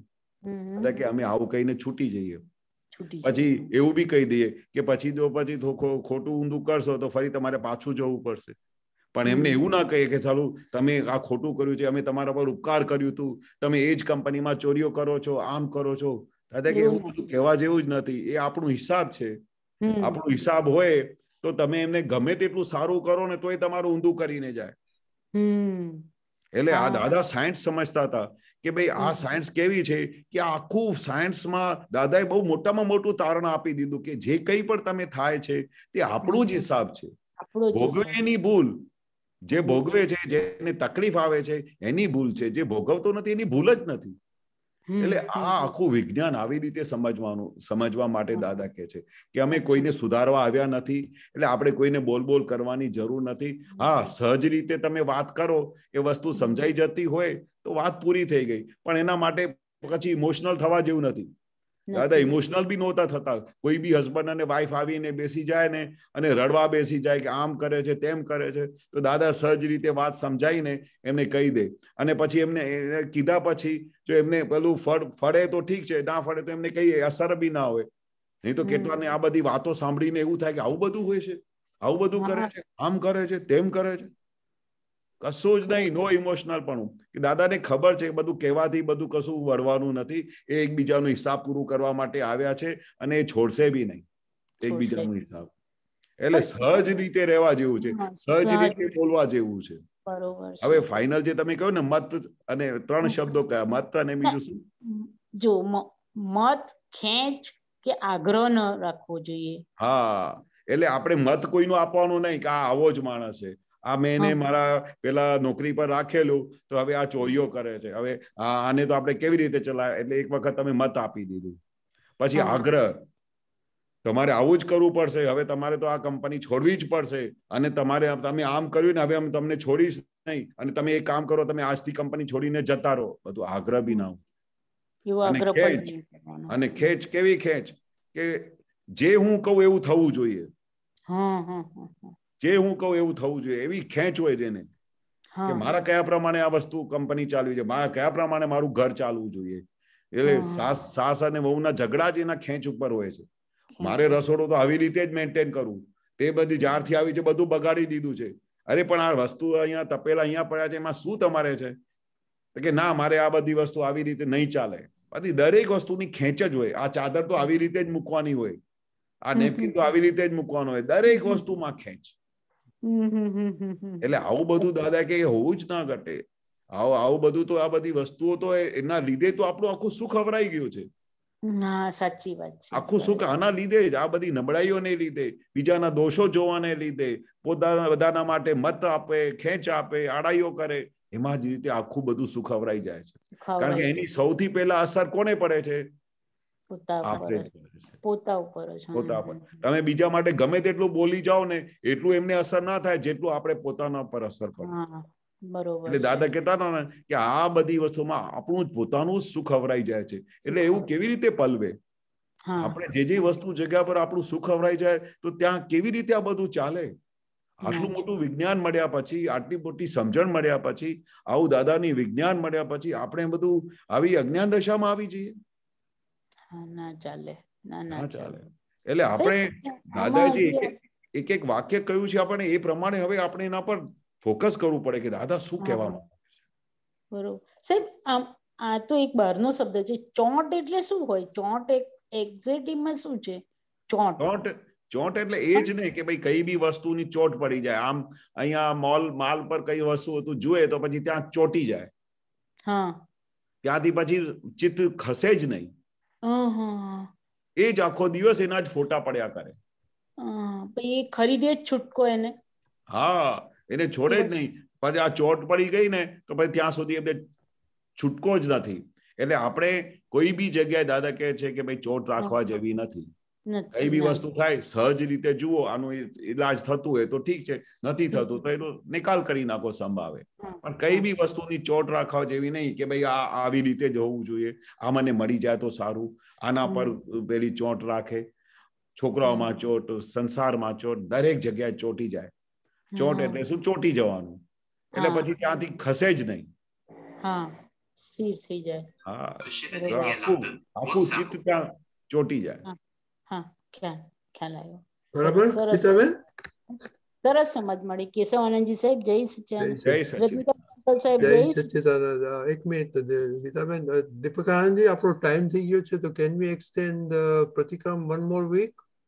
એકચ્યુઅલી આજે ખાસ કરીને યુથ ફોરમમાં જે નિમેશાનંદજીએ પહેલી કલમનું જે ઇલેબોરેશન કર્યું છે, વર્ણન કર્યું છે, એનો જે સ્વાધ્યાય થયો છે, એના પરથી આપને સમજાય છે કે કંઈક હજી વધારે એની પાછળ આપણો દરેક જણાનો સ્વાધ્યાય થવો જરૂરી છે. એ બહુ સારા ફોડ પાડ્યા છે. તો એને આપણે બધા એક વખત જોઈ લેજો. અને આઈ બિલીવ 1 નહીં તો 2 વીક રાખવા જેવું છે, ઉતાવળ કરવા. કારણ કે આ પહેલી કલમનું આખું એક્સટેન્શન એમ કીધું, બીજી 8 કલમ એ અહંકારના પ્રકારો જ બતાડ્યા છે કે કઈ કઈ રીતે એ વ્યક્ત થાય છે ને આપણાથી ભૂલ થાય છે. તો એને લક્ષમાં રાખીને આપણે બીજા 2 વીક રાખીએ છીએ. ઓકે રનીમ દાદા, that's a very good idea. Extra. અને એને બધા ખાસ જોજો. ગુજરાતીમાં સરસ થયો છે. જય સચ્ચિદાનંદ. જય સચ્ચિદાનંદ. ઓકે આપણો ટાઈમ થઈ ગયો. કેશવજી શ્રીમંત બોલાવો. Gitaben please follow. યસ હાજી. નમો વિતરાગાય. નમો વિતરાગાય. નમો અરિહંતાણમ. નમો અરિહંતાણમ. નમો સિદ્ધાણમ. નમો સિદ્ધાણમ. નમો આયરિયાણમ. નમો આયરિયાણમ. નમો ઉવઝ્ઝાયાણમ. નમો વજ્જાયાણમ. નમો લોએ સવ્વ સાહુણમ. નમો લોએ સવ્વ સાહુણમ. એસો પંચન મુક્કારો. એસો પંચન મુક્કારો. સવ્વ પાવપણાસણો. સવ્વ પાવપણાસણો. મંગલાણમ ચ સવ્વેસિમ. મંગલાણમ ચ સવ્વેસિમ. પરમં હવૈ મંગલમ.